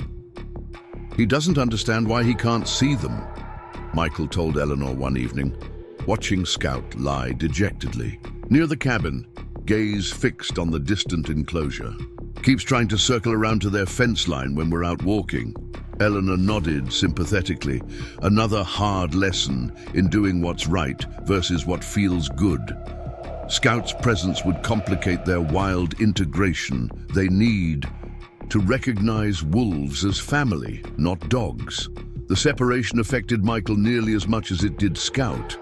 The shepherd had been his bridge to the cubs, a translator of sorts between human and wild canid worlds. Without Scout's mediating presence, Michael felt the distance between himself and the cubs more acutely, a necessary gulf widening in preparation for their eventual complete separation. Dr. Silverman arrived in mid-March, bringing specialized equipment and a wealth of practical experience with wolf reintroduction efforts. Her first day on the ranch was spent observing the cubs, reviewing Michael's extensive documentation, and assessing the wild pack's patterns through camera footage analysis. "I'm impressed," she told Michael as they shared coffee in the cabin. That evening, most amateur rehabilitation attempts fail because people can't separate emotional attachment from biological necessities. "You've clearly put their wild future above personal connection." The compliment, though accurate, stirred complicated emotions in Michael. He had indeed maintained professional distance in his interactions with the cubs, following protocols with military discipline. Yet beneath that clinical approach ran a current of connection he rarely acknowledged. Moments of wonder watching Commander lead a practice hunt, quiet pride observing Maple and Cedar perfect their coordination, concern noting Ghost's continued human-oriented behaviors. "Just did what the experts recommended," he replied simply, deflecting the praise. Dr. Silverman smiled knowingly. "The experts can recommend all they want. Implementation takes a special kind of person, someone who can care deeply while letting go completely, not a common combination." The conversation shifted to practical matters, scheduling the first controlled interaction attempt, establishing observation protocols, preparing documentation methods. Yet Dr. Silverman's assessment lingered in Michael's thoughts as he completed his evening routine, checking security systems and preparing for the next day's activities. The path forward was scientifically sound, methodically planned, and endorsed by wildlife management authorities. Yet as Michael stood on his porch that night, watching stars emerge above the mountains and listening to the distant, haunting howl of wild wolves calling to one another, he recognized the truth beneath all the careful preparation and professional distance. These cubs had changed him in ways he hadn't anticipated when he'd carried them through a blizzard 10 weeks earlier. In saving them, in dedicating himself to their proper development and eventual freedom, Michael had reconnected with parts of himself long buried beneath grief and isolation. The impending separation would bring its own kind of loss, but unlike the losses that had driven him to this mountain refuge years ago, this one held purpose and meaning that transcended personal pain. As if sensing his thoughts, Scout appeared beside him, leaning against his leg in silent companionship. Michael rested his hand on the shepherd's head, feeling the solid warmth of the connection that had sustained him through darker times. "We did good, Scout," he said quietly. "Whatever happens next, we did good." The day of the first controlled. Interaction dawned clear and cold, the late March air carrying both winter's lingering chill and subtle hints of approaching spring. Michael had been awake since before sunrise, mentally reviewing the carefully choreographed plan developed with Dr. Silverman. Today would mark the first direct contact between the cubs and members of the wild pack, a critical juncture that would shape all future reintroduction efforts. "Remember, we're observers only at this stage," Dr. Silverman reminded the small team assembled at the primary observation blind. Besides Michael and Eleanor, 2 wildlife biology graduate students had arrived to assist with documentation and monitoring. No intervention unless absolutely necessary for safety. Natural pack integration includes testing behaviors that may appear aggressive to human observers. The controlled interaction zone had been prepared with meticulous attention to detail. A small section of the cub's enclosure had been modified to include a narrowed passage with a remotely operated gate system. This would allow selective access while maintaining the ability to separate animals if necessary. Cameras had been positioned to capture multiple angles and sensitive microphones placed to record vocalizations that might provide insights into the complex communication between wolves. "Wild pack approaching from the northeast," one of the graduate students announced, monitoring the property's perimeter cameras. 4 adults, including the alpha male. Michael felt his pulse quicken, adrenaline sharpening his senses in a familiar way. The heightened awareness he'd experienced before critical operations in Afghanistan, though directed now toward creation rather than combat. Through his binoculars, he watched Sentinel emerge from the tree line, accompanied by 3 pack members, a large female with distinctive grey markings and 2 younger adults that Michael had catalogued in his documentation as subordinates. Based on their behavior patterns, Dr. Silverman studied the approaching wolves with professional intensity. "Classic approach formation," she noted. "Alpha pair in front, younger pack members following. They're deliberate, not hesitant. Good sign." The cubs, unaware of the momentous nature of the morning, were engaged in typical play activities within their enclosure. Commander and Titan were wrestling near a fallen log, while the others explored various sections of the habitat.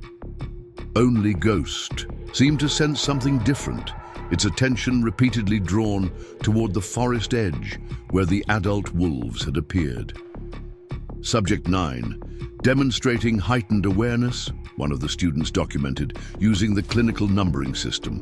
Established for the research protocol, oriented toward wild pack, ears forward, minimal movement. Michael had struggled with the transition to numerical designations rather than names, another step in the professional distance necessary for proper reintroduction.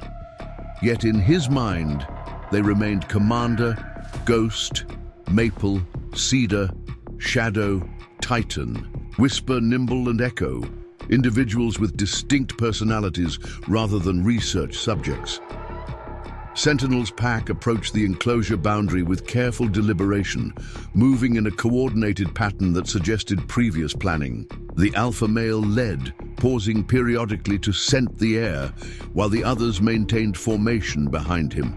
At approximately 30 yards from the enclosure, the entire pack stopped, settling into seated positions with attention fixed on the cubs. "They're waiting," Dr. Silverman whispered, fascination evident in her voice. "This is intentional evaluation behavior. They're allowing the cubs to recognize their presence before approaching further." Within the enclosure, the cubs' behavior transformed dramatically. Play ceased immediately as awareness of the adult wolves spread through their group. Commander issued a soft vocalization, not quite a howl, but more modulated than a bark, that gathered the others into a tight cluster near the center of the enclosure. Even to Michael's untrained eye, their response appeared coordinated and instinctive rather than fearful. "Look at that spacing," Eleanor murmured. "They're arranging themselves, almost like they're preparing for inspection." For nearly 20 minutes, this tableau held. Adult wolves observing from a distance, cubs maintaining their clustered formation with occasional soft vocalizations between them. The tension was palpable, though entirely natural, a critical moment of assessment that would determine the next phase of the interaction. Sentinel finally rose and approached the enclosure boundary, moving with deliberate slowness. At approximately 10 feet from the fence, he stopped and produced a series of low, rumbling vocalizations. Sounds Michael had never heard from the cubs, complex communications beyond their developmental stage. The response was immediate and astonishing. The cubs, still clustered together, began a chorus of high-pitched yips and whines that clearly constituted a response to Sentinel's communication. Commander moved slightly ahead of the group, not breaking formation, but establishing a position as representative. Classic greeting protocol, Dr. Silverman explained, her voice barely audible as she narrated for the research record. Adult male establishing vocal contact, cubs responding with submission and recognition vocalizations. This is textbook pack communication, despite the cubs having no previous exposure to these specific adults. What followed was a complex series of interactions that unfolded with the precision of a long-established ritual. Sentinel approached the fence directly, now accompanied by the adult female. Together they inspected the boundary, occasionally glancing back at the subordinate wolves, who remained at their observation position. "They're problem-solving," Dr. Silverman noted with evident excitement, "working out how to access the cubs. This suggests strong motivation for integration rather than neutral interest." After a systematic inspection of the perimeter, Sentinel returned to the section nearest the controlled access point. Whether through scent detection or visual observation, the alpha wolf seemed to identify the modified section of fencing as different from the rest. He investigated thoroughly, testing the gate mechanism with cautious paws and nose. Throughout this examination, the cubs maintained their formation, though their vocalizations had shifted to quieter, intermittent sounds. Ghost, notably, had positioned itself slightly apart from the others, its attention fixed on Sentinel with an intensity that suggested particular recognition. Time for Phase 1 protocol, Dr. Silverman decided, consulting her documentation. Limited scent exchange through the barrier, no direct contact yet. Michael nodded and activated the remote system that partially opened the narrow passageway, creating a gap sufficient for scent and visual exchange, but too small for physical passage. The movement of the gate immediately captured Sentinel's attention, his body language shifting to alert caution. He's assessing whether the movement represents threat or opportunity, Dr. Silverman explained. This is critical. His reaction will influence the entire pack's approach. After several minutes of careful observation, Sentinel approached the partially opened gate.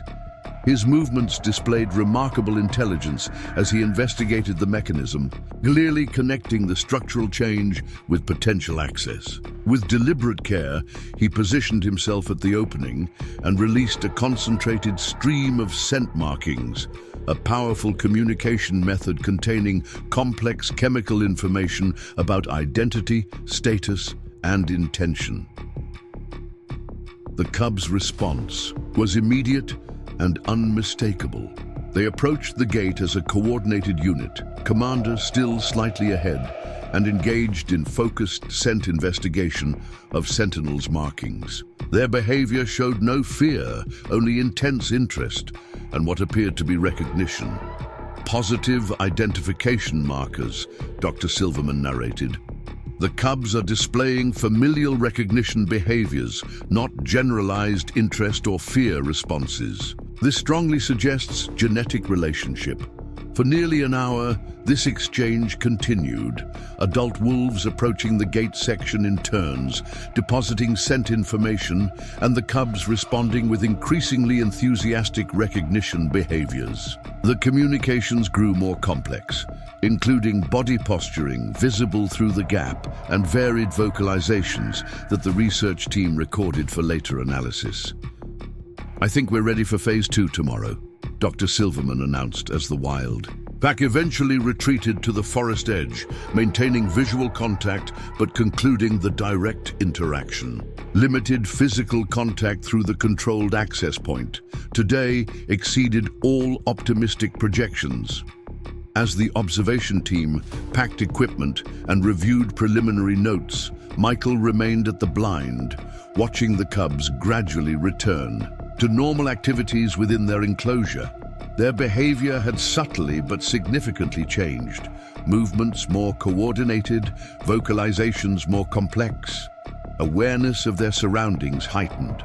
The brief interaction with adult wolves had activated dormant instincts and behaviors, accelerating their development toward wild identity. Eleanor joined him, passing a thermos of coffee. "Quite something, wasn't it? Like watching a conversation in a language none of us truly understand." Michael nodded, unable to adequately express the mixture of emotions the morning had evoked. Scientific fascination, yes, but also a deeper resonance, a sense of witnessing something ancient and profound.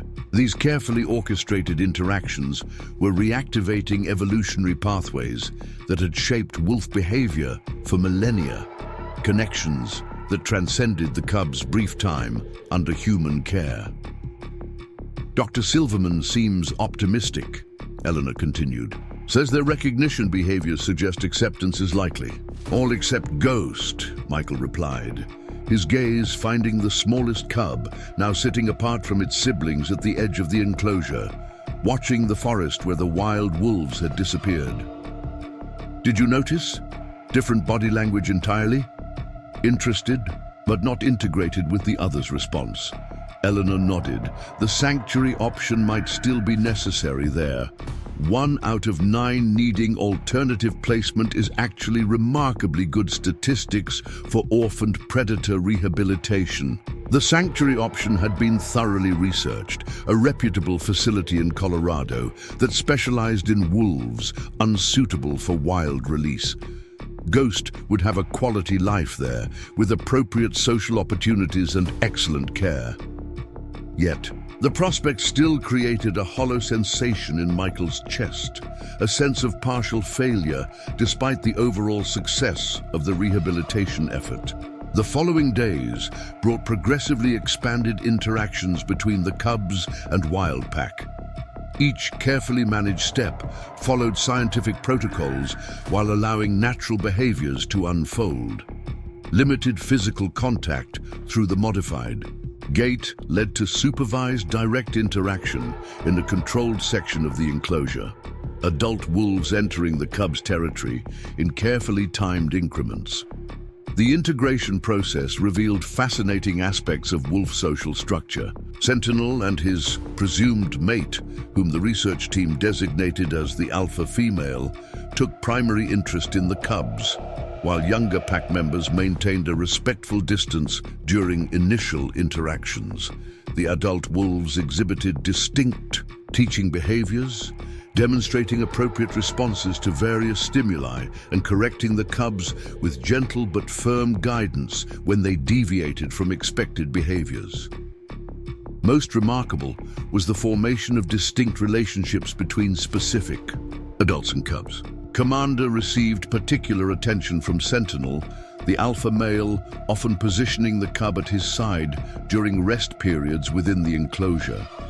Maple and Cedar gravitated toward the alpha female, mimicking her movements and vocalizations with evident intention. Similar pairings emerged across the group, suggesting the reformation of family bonds rather than simple pack expansion. Ghost remained the exception. While not rejected by the wild wolves, the smallest cub maintained emotional distance, participating in group activities, but repeatedly seeking proximity to the observation areas where humans monitored the interactions. This pattern persisted despite reduced human visibility and careful adherence to non-engagement protocols. "We've got our answer with Subject 9, Dr. Silverman concluded after the 5th day of integration activities. "The imprinting appears irreversible at this stage. We'll need to implement the sanctuary placement while continuing the wild integration for the others." The decision, while expected, weighed heavily on Michael. That evening, after the research team had departed for their accommodations in town, he sat alone on the cabin porch, processing the implications. Scout lay beside him, the shepherd's head resting on Michael's boot in silent companionship. "Got it all planned out, don't they?"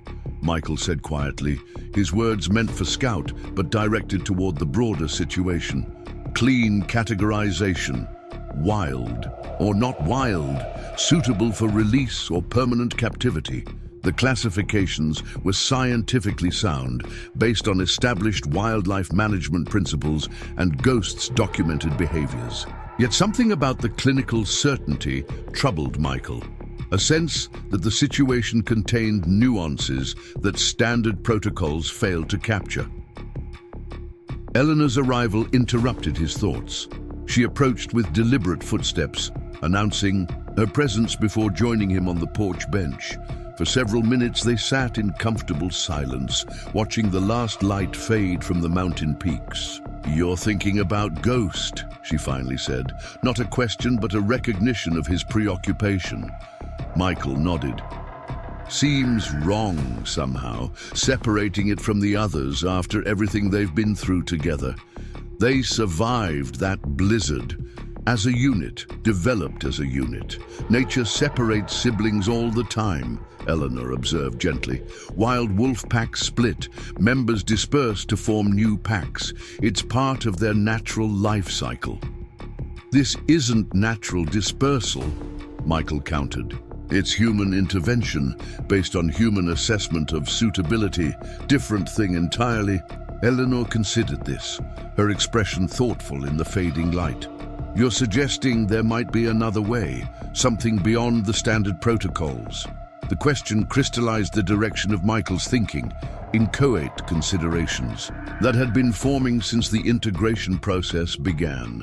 Standard wildlife rehabilitation approaches were designed for typical situations, not the unique circumstances these cubs presented.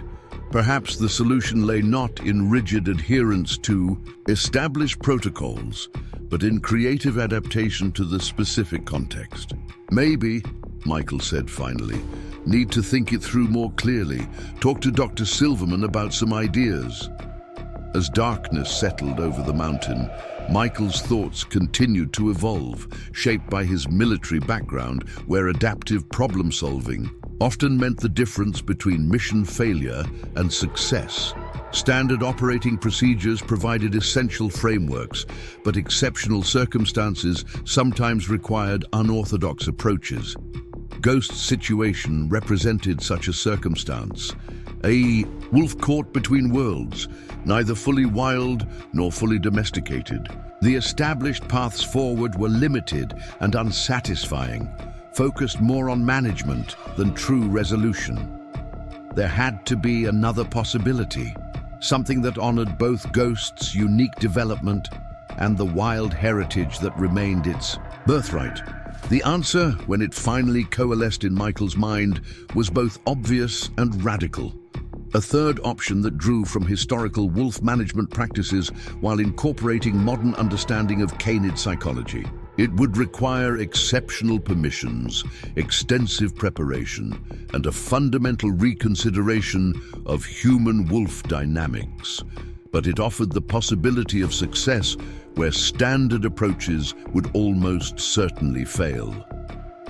As Michael outlined his concept in careful notes, documenting precedents and addressing potential objections, a sense of purpose filled him.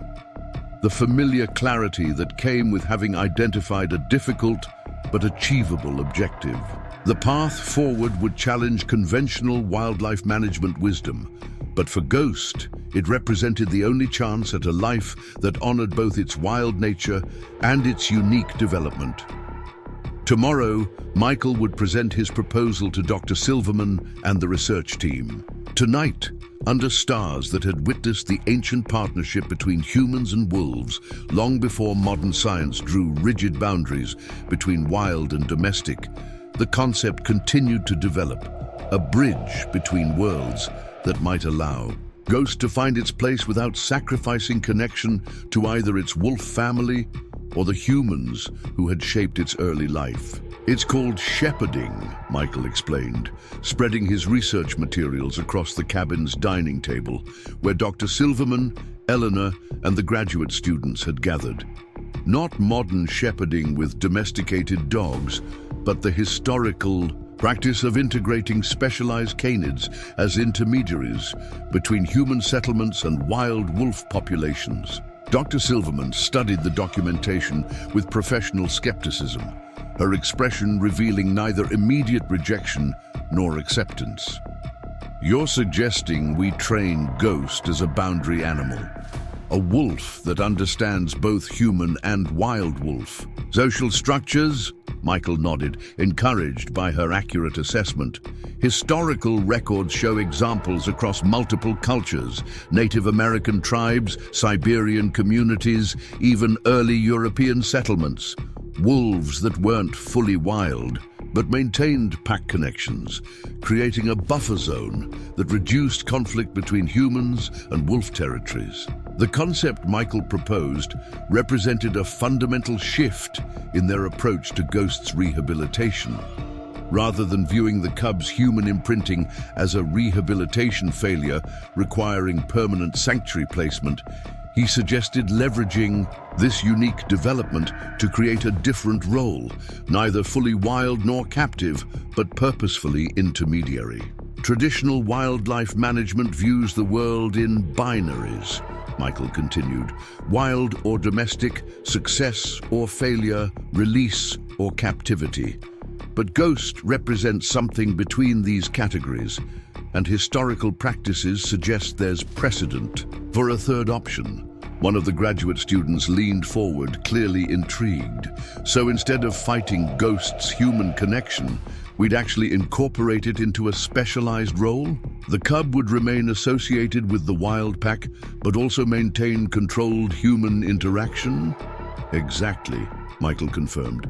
"Ghost would function as a boundary ambassador, still part of the wild pack's social structure, but habituated enough to human presence to reduce fear-based aggression.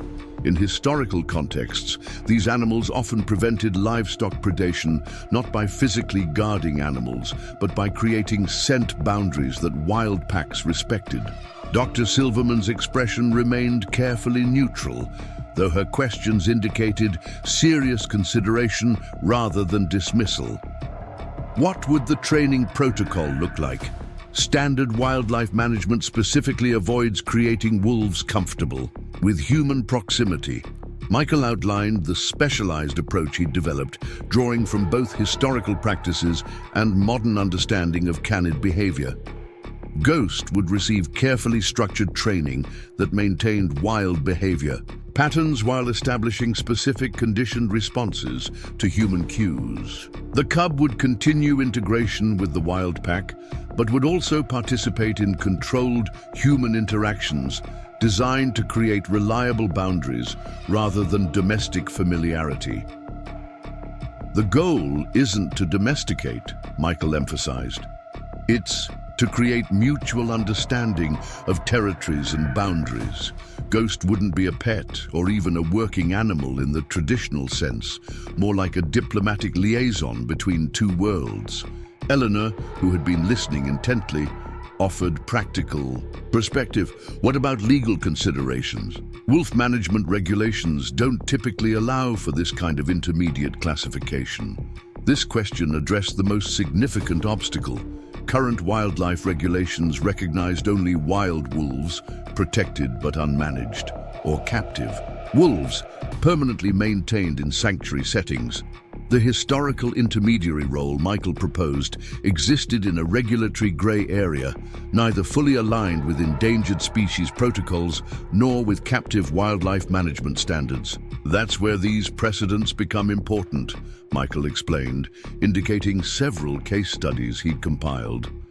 There's actually historical and legal framework for special classification under tribal wildlife management sovereignty, research exemptions, and heritage conservation programs. We'd need to secure special permits, but there's established precedent. Dr. Silverman spent several minutes reviewing the legal documentation, her expression gradually shifting from professional skepticism to cautious interest. "This is unorthodox," she finally said, "but not without scientific merit. The historical evidence is compelling, particularly the Siberian and Mongolian case studies where genetic testing confirmed ongoing interaction between intermediate wolves and wild populations." The discussion expanded as Dr. Silverman and her graduate students engaged more deeply with the concept, raising questions about practical implementation, monitoring methods, and evaluation metrics. Michael addressed each systematically, having anticipated most concerns during his research and planning. "We'd need to develop clear protocols," Dr. Silverman noted, transitioning from evaluation to conditional consideration. "Objective measures to determine if the approach is working or if we need to revert to sanctuary placement." By the meeting's conclusion, tentative consensus had formed around a modified version of Michael's proposal, a carefully structured trial period during which Ghost would receive specialized training while maintaining integration with the wild pack. Specific behavioral milestones would determine whether the approach could continue or sanctuary placement would become necessary.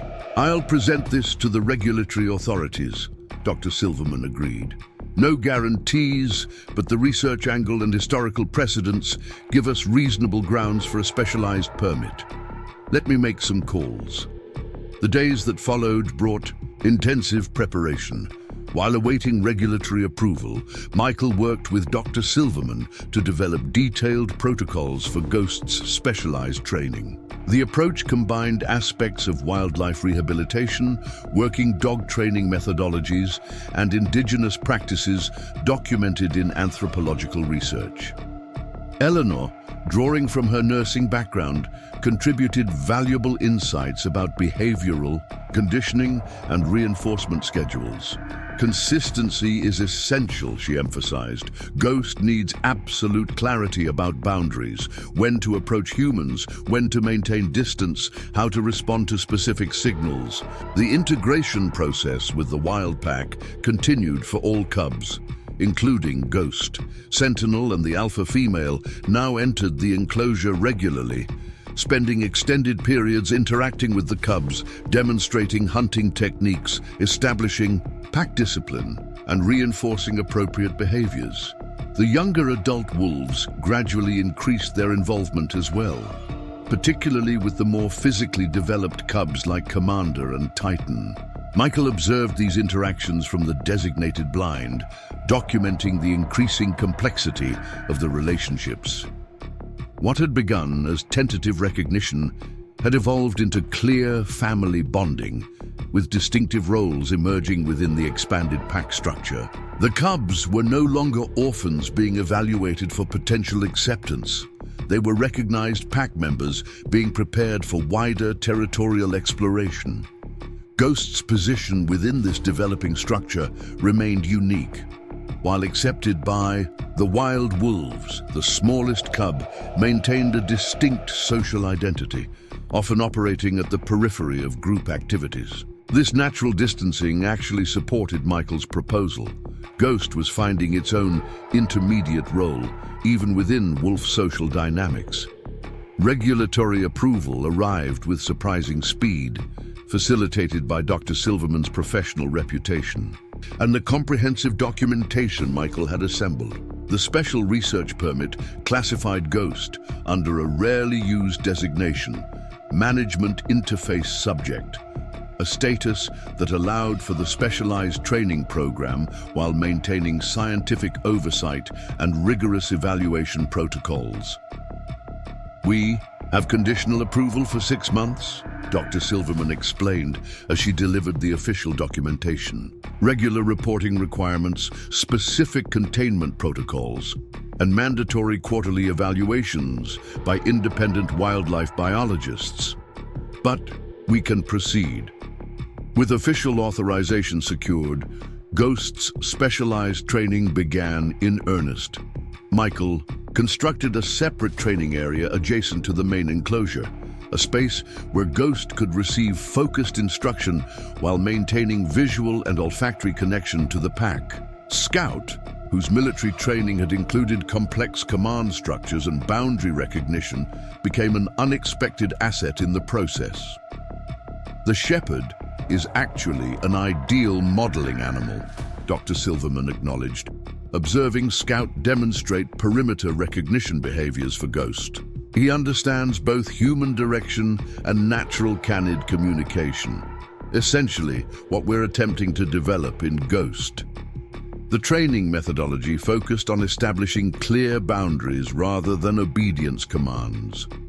Ghost learned specific recognition markers for human territories versus wolf territories, behaviors appropriate to each zone, and transition protocols for moving between them. Critical to the approach was maintaining the cub's wild hunting instincts and pack behaviors while developing reliable responses to human presence. Michael's military background proved unexpectedly valuable during this phase. His experience with specialized working dogs in combat zones had taught him the importance of consistency, clear communicative intent, and respect for the animal's natural instincts. He applied these principles to Ghost's training, creating structured learning opportunities that built upon the cub's existing behavioral framework rather than attempting to override natural tendencies. "You've got a gift for this," Eleanor remarked one evening, watching Michael working with Ghost on territorial recognition exercises. Finding the balance between direction and autonomy, most people lean too far one way or the other. The compliment carried particular weight coming from Eleanor, whose stoic practicality typically discouraged effusive praise. Michael acknowledged it with a simple nod, though privately he recognized the truth in her observation. His approach to the cubs, particularly Ghost, had evolved from desperate rescue to scientific rehabilitation and now to something more nuanced, a partnership that respected both wildness and connection. As March gave way to April, significant milestones emerged in both the general rehabilitation program and Ghost's specialized training. The main pack integration had progressed to the point where the wild wolves were leading the cubs on supervised excursions beyond the enclosure. Short journeys into the surrounding forest under the observation team's careful monitoring. These expeditions, initially lasting only hours, gradually extended as the cubs demonstrated appropriate behaviors and reliable responses to adult wolf guidance. Ghost participated in these excursions while also engaging in specialized boundary training. The dual protocol created a unique developmental path. The cub learned wild behaviors from the pack while simultaneously developing the specialized territorial understanding that would allow for controlled human interaction. The approach demanded intensive monitoring and frequent adjustments, but initial results exceeded even the most optimistic projections. Subject 9 is demonstrating remarkable cognitive flexibility, one of the graduate students noted during a weekly evaluation session. Appropriately wild behaviors during pack activities, then seamless transition to boundary recognition when QED. It's challenging conventional understanding of wolf behavioral plasticity. Dr. Silverman nodded in agreement, reviewing the data with evident scientific excitement. We're observing something remarkable here, a young wolf developing concurrent competency in two different social systems, wild pack dynamics and human territorial boundaries. The implications for conflict management in wolf conservation are potentially significant. The success of these initial phases accelerated the timeline for full pack release. The cubs had reached approximately 16 weeks of age, a developmental stage when wild wolves typically expanded their territorial exploration significantly. Sentinel's pack had clearly accepted the cubs as members, with integration behaviors now focused on hunting skills and territorial awareness rather than basic social acceptance. "We're approaching the natural transition point," Dr. Silverman explained, during a planning session in mid-April. In the wild, this would be when the pack moves from the natal den site to wider territorial ranges. The cubs are ready for full integration, with supervised transitions initially, then progressive independence. For 8 of the 9 cubs, this transition represented the culmination of the rehabilitation process, successful reintroduction to wild existence within an established pack structure. For Ghost, however, the path forward remained more complex, balancing continued integration with specialized role development. The modified release plan addressed these parallel objectives. The main enclosure would be opened permanently, allowing free movement between the constructed habitat and the natural forest beyond. Monitoring would continue through tracking collars fitted to each cub and several adult pack members, providing data on movement patterns, territorial establishment, and pack dynamics. Ghost's specialized status included additional monitoring elements, a more sophisticated tracking system that registered both location and specific behaviors, allowing researchers to evaluate boundary recognition and territory transitions in natural settings. If the specialized approach proved successful, Ghost would function as both integrated pack member and boundary monitor, creating a buffer zone between wolf territory and human settlements. As final preparations for the permanent gate opening progressed, Michael found himself increasingly reflective. The planned release date, April 22nd, marked almost exactly 3 months since that blizzard night when Scout had led him to 9 tiny, ice-covered cubs huddled beneath a fallen pine. The transformation since then seemed almost miraculous, from helpless orphans to capable young wolves, ready to resume their rightful place in the wild. The evening before the scheduled release, Michael sat on his cabin porch, watching the sunset paint the mountain landscape in brilliant orange and gold. Eleanor joined him, settling into the adjacent chair with 2 mugs of coffee, passing one to Michael without comment. "Hard to believe it's almost over," she said after several minutes of comfortable silence. 16 weeks ago, they couldn't even regulate their own body temperature. Now they're ready to hunt elk. Michael nodded, words momentarily inadequate to express the complex emotions surrounding the impending release. Pride in the cub's development, satisfaction in the successful rehabilitation, hope for their wild future. These positive emotions were expected. Less anticipated was the profound sense of impending loss, a hollowness that expanded when he considered the empty cabin and quiet routine that would follow their departure. "You've done something remarkable here," Eleanor continued, her tone uncharacteristically gentle. "Not just keeping them alive, or even getting them back to the wild. You've helped rewrite our understanding of what's possible with wolf rehabilitation." Michael sipped his coffee, allowing the compliment to settle rather than deflecting it, as had been his habit. "Had a lot of help," he finally acknowledged. "You, Doc Wilson, Dr. Silverman, Scout." "True enough," Eleanor agreed. But it started with one man carrying frozen cubs through a blizzard, not knowing if they'd survive the night. Everything else followed from that choice. The observation carried weight beyond the immediate context, touching something deeper about choices and Consequences about how single decisions in critical moments could alter trajectories in ways impossible to foresee. Michael's decision that January night hadn't just saved 9 wolf cubs, it had initiated a chain of connections and discoveries that transformed his isolated existence. "What happens next for you?" Eleanor asked, the question gentle but direct. "After they're gone." It was a consideration Michael had deliberately avoided, focusing instead on the immediate demands of the rehabilitation process. Yet now, with release imminent, the question demanded attention. The ranch would feel emptier without the cubs, the daily routine devoid of the purpose that had animated these past months. "Haven't thought that far ahead," he admitted. "Take some time, I guess. Process everything."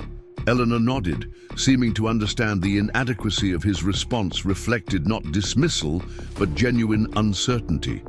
"Well, for what it's worth, that research permit for Ghost's specialized program runs 6 months. Monitoring requirements, evaluation visits. You'll still have responsibilities there even after the main release." The reminder offered pragmatic comfort, continued purpose, structured obligations that would bridge the immediate transition. Yet Michael recognized it merely postponed the deeper question about his path forward. These months of intensive connection, of meaningful work alongside others after years of isolation, had changed something fundamental in his relationship with the world. The solitude that had once felt like sanctuary now seemed more like constraint. Twilight deepened into dusk. A chorus of howls rose from the forest edge, sentinels pack calling to one another as they gathered for night hunting. From the enclosure came responding howls, the cubs' higher-pitched voices blending with the adult wolves in harmonious communication that transcended human understanding. Michael and Eleanor listened in appreciative silence, witnesses to an ancient language shaped by evolution and necessity, expressing connections that existed long before human definitions attempted to categorize and manage wild existence. In those interwoven voices, wild wolves and rehabilitation cubs finding common chorus, Michael heard something that resonated with his own journey.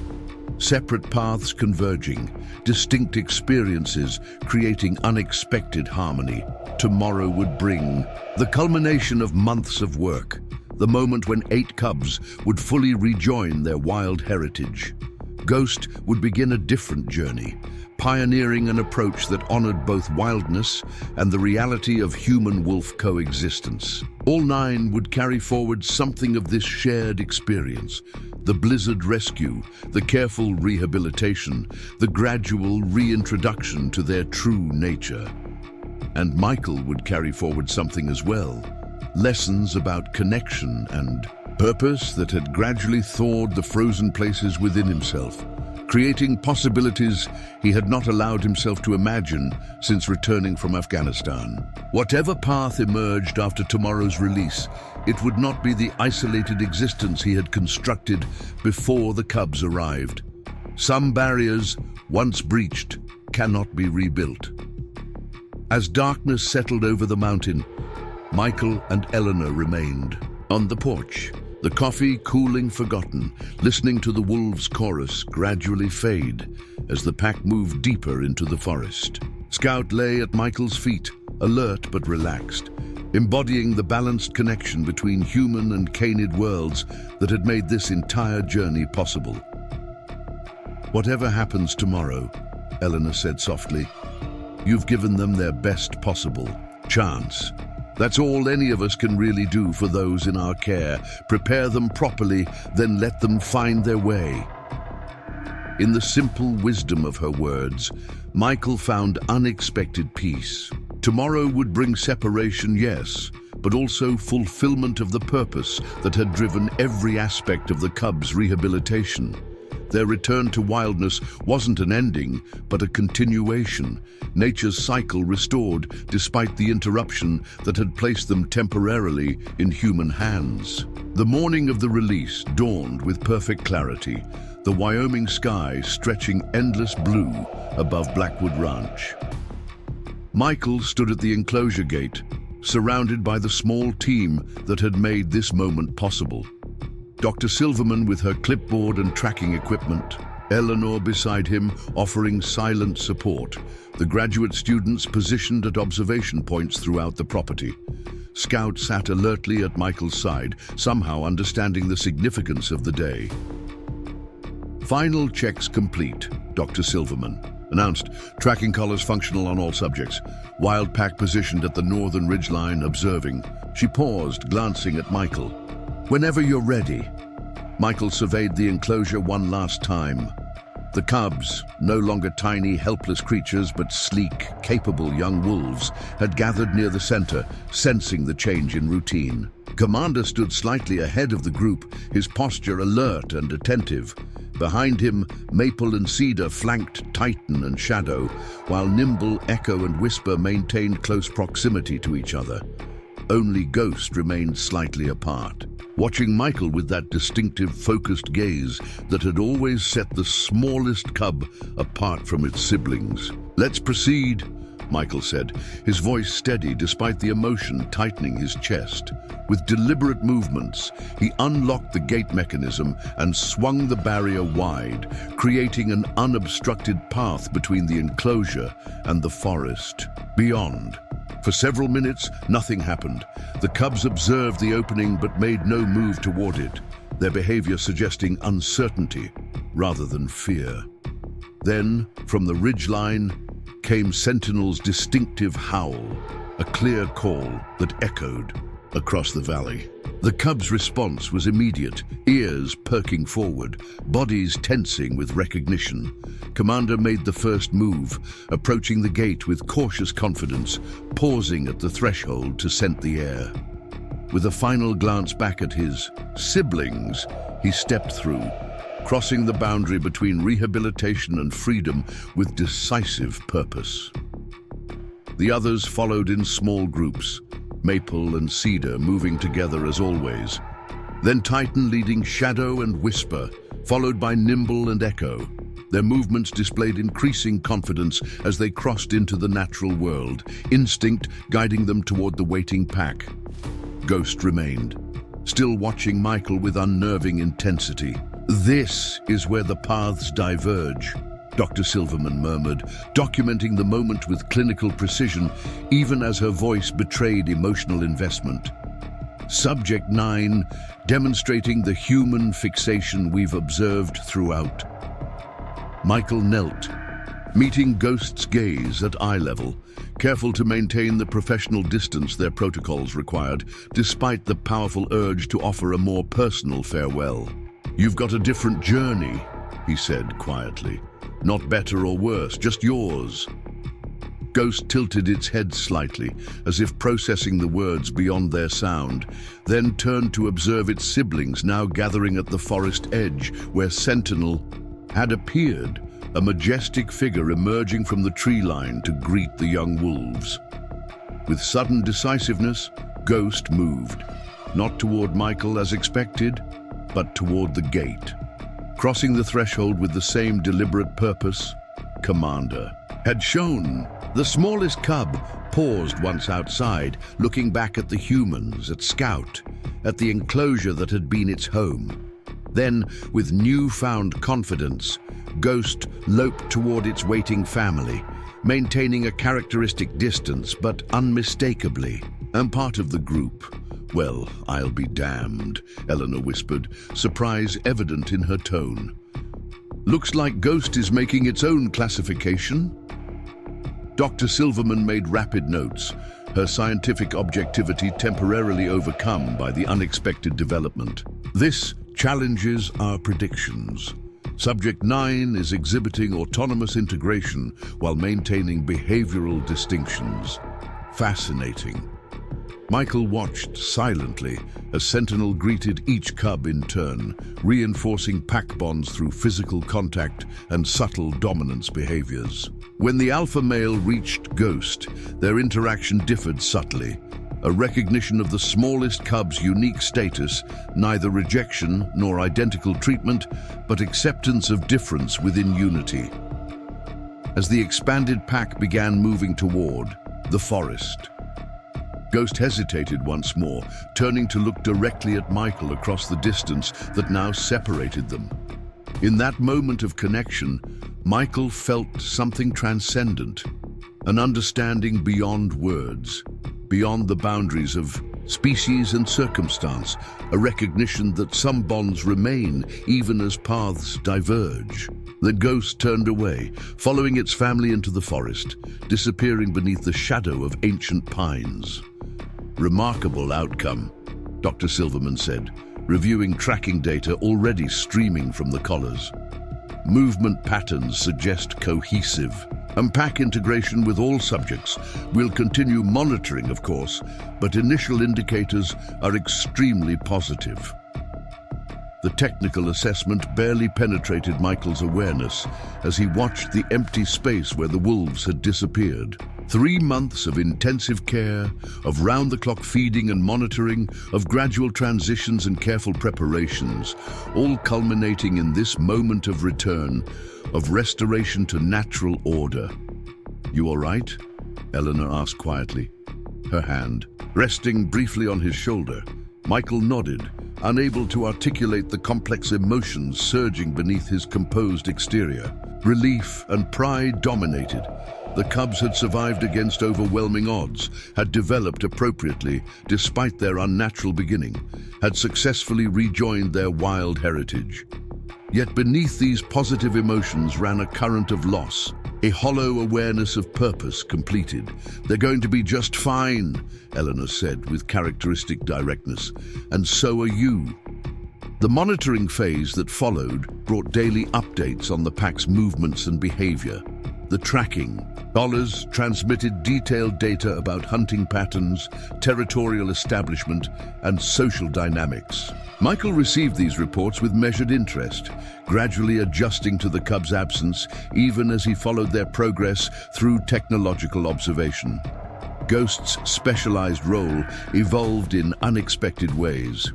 Rather than requiring the structured training program Michael had designed, the smallest wolf developed a natural boundary function within the pack structure, often ranging at the territory's edges, serving as sentinel and scout, maintaining the interface between wilderness and human settlement.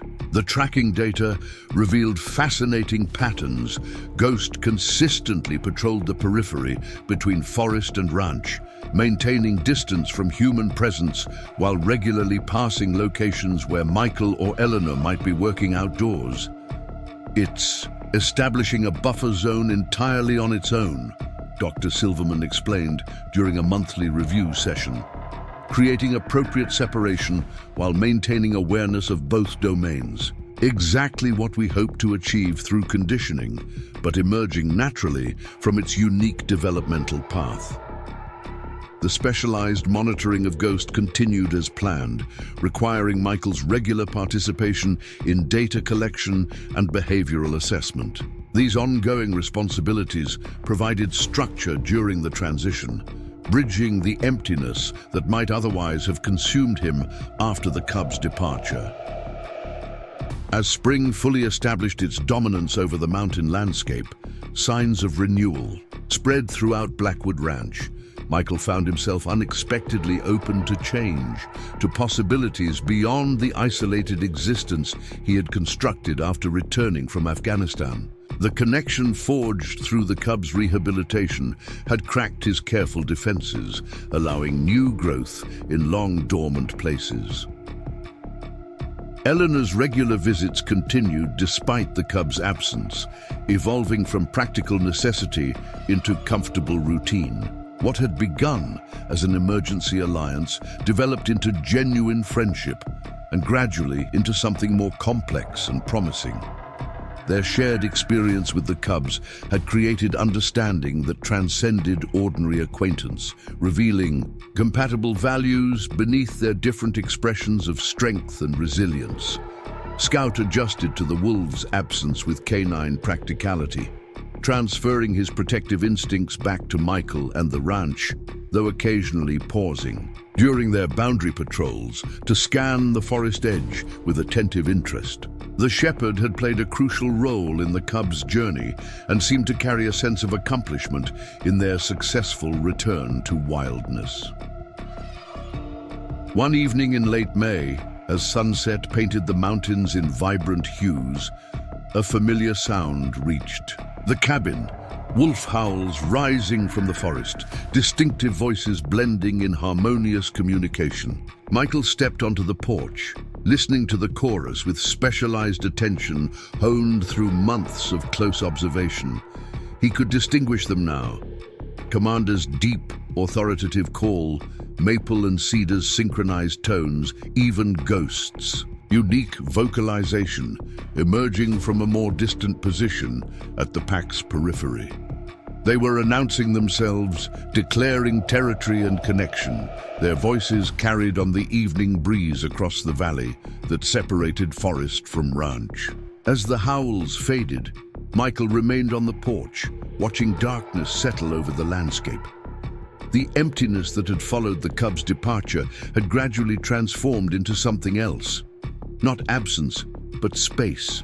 Possibility rather than a void.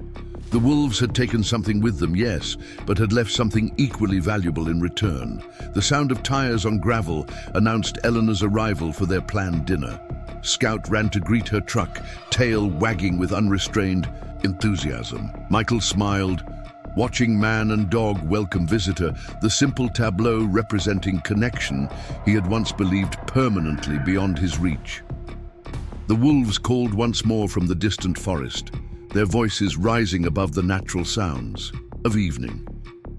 Michael listened, recognizing the message beneath the wild chorus, life continuing, adapting, finding new patterns after disruption.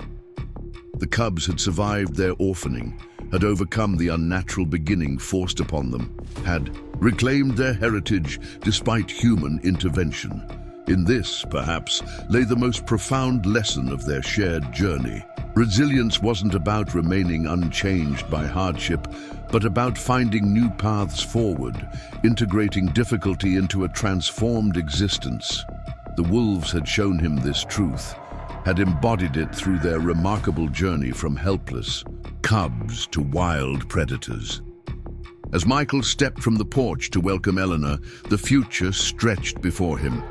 Uncertain in specifics, but rich with possibilities he had denied himself for too long. The wolves would continue their wild existence, ghost pioneering a unique role at the boundary between worlds. And Michael would continue as well, carrying forward the unexpected gift their rescue had provided, connection restored, purpose renewed, isolation voluntarily surrendered. The veteran and the wolves had saved each other, each finding healing through the unexpected intersection of their separate journeys. Life continuing, adapting, finding new patterns after disruption, the most natural process of all. If this story touched your heart and made you think differently about the relationship between humans and wildlife, please subscribe to our channel. Every week, we bring you extraordinary true stories of connection and redemption from the natural world. Hit that subscribe button to join our community and never miss another tale of courage, compassion, and the remarkable bonds that can form between species. And remember, sometimes the most profound healing comes from helping others heal. Until next time, this is Wildlife Chronicles signing off.